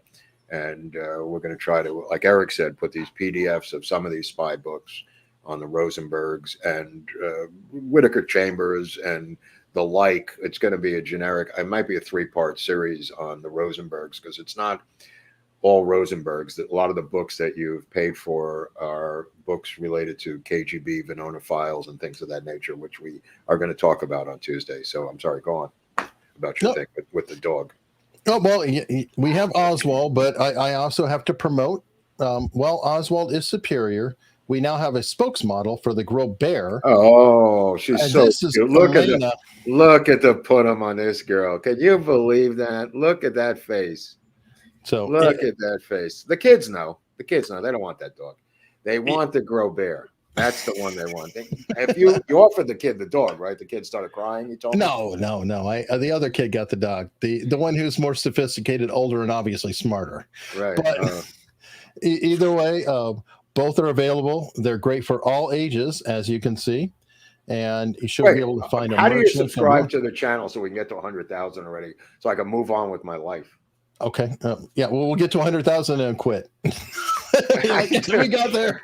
I'm like, we got to get to 100,000. It seems to be stagnating at 96 and change or something. It has slowed down. It's like as we get closer to that line, it's. You know what it is? It's like the final 10 yards in the end zone, in the red zone. You can't get across the goal line.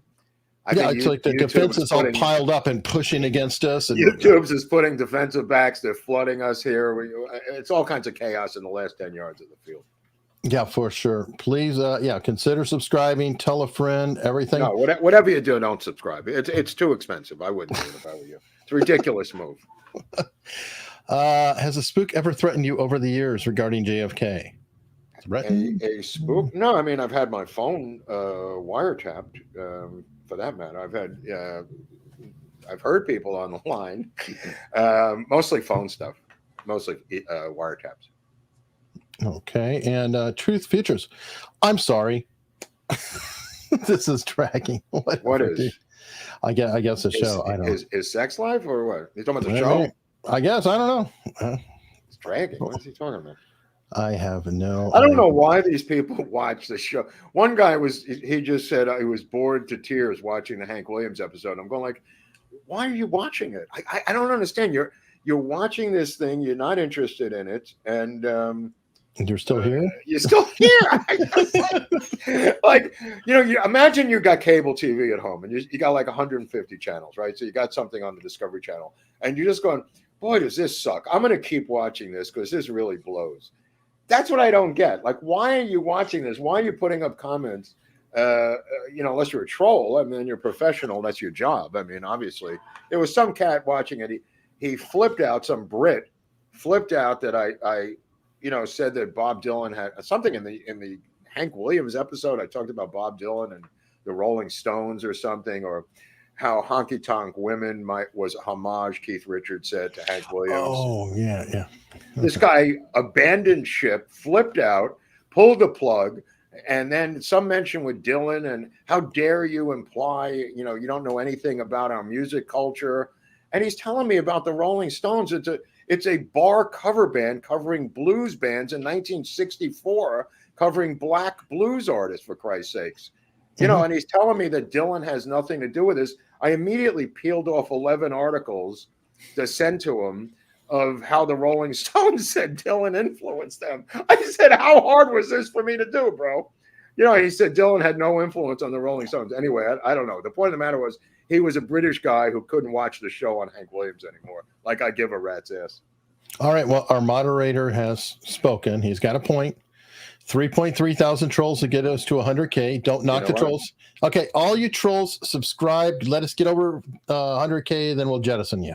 No. You could fall back, right? You can get 100 and then go backwards, right? Oh, yeah. Wouldn't that be a treat? Cross over and be like, oh, hey, we made it. Oh, But. Just got a report from a friend of mine at a Kansas City airport. They have switched all the bathrooms to gigantic, no-door, all-gender bathrooms. Oh, good. There's no men and women bathroom. And this guy's from Kansas City, so, I mean, he's just landed at the airport. Told me the bathroom updates. Well, what could go wrong? I don't know. All right. Seymour SR said, hey, guys, I would never ask you to come to California Light, Minnesota. There are places in Minnesota I wouldn't mind going, but it's at some point, we might talk about a tour, Eric, like a primary voting season tour. Yeah, I heard a rumor that we might have been contemplating an idea, but it would involve actually just doing shows, not necessarily full meetups, but live shows that could be recorded. Right, but it's a live show, but they meet up for the live show, right? Is that what you're saying? Okay, so they I see what you're saying. So it's a live show, but they meet up like at a VFW hall in Illinois. Let's say Illinois as a generic state. Illinois is a good state, right? I just don't want to go into blue cities. You know what I mean? I just don't want to go there. Yeah, the whole southern part of Illinois is like an entire different. Right. No, that's why I'd rather go. Wasn't there Yeah. like a Decatur, Illinois, or something? Well, my father was born in Mount Erie, Illinois. I mean, How there's about that place? How about really well. No, we we take a map. need to have Take an a map. audience. They can drive there, Hunley. They don't have to live in the actual town. Right. Anyway, there is different things we're contemplating, but yes, something like that in VFWs, American Foreign Legions, that's real Americana. They're really, awesome places. Look, Montgomery, It's the Alabama people- doesn't get more real than that, bro. No, I agree. But I'm saying going around the country, even in California at a VFW, you're talking about Americana, Dude, if you go down to San Diego where all the military are, down there at Camp Pendleton, I mean, there's a lot of patriots down in San Diego, bro. Oh, for sure. Do you collect baseball cards, movie posters? Normal, Illinois, Peoria. Peoria, Illinois is one. Yeah, Peoria is nice. We could go there. That would be a nice place to go. Peoria, Illinois. I'd love to see that. Or like the Field of Dreams area of Iowa. You know what I mean? Where they film Field of Dreams in the middle of Iowa. There's primaries in Iowa.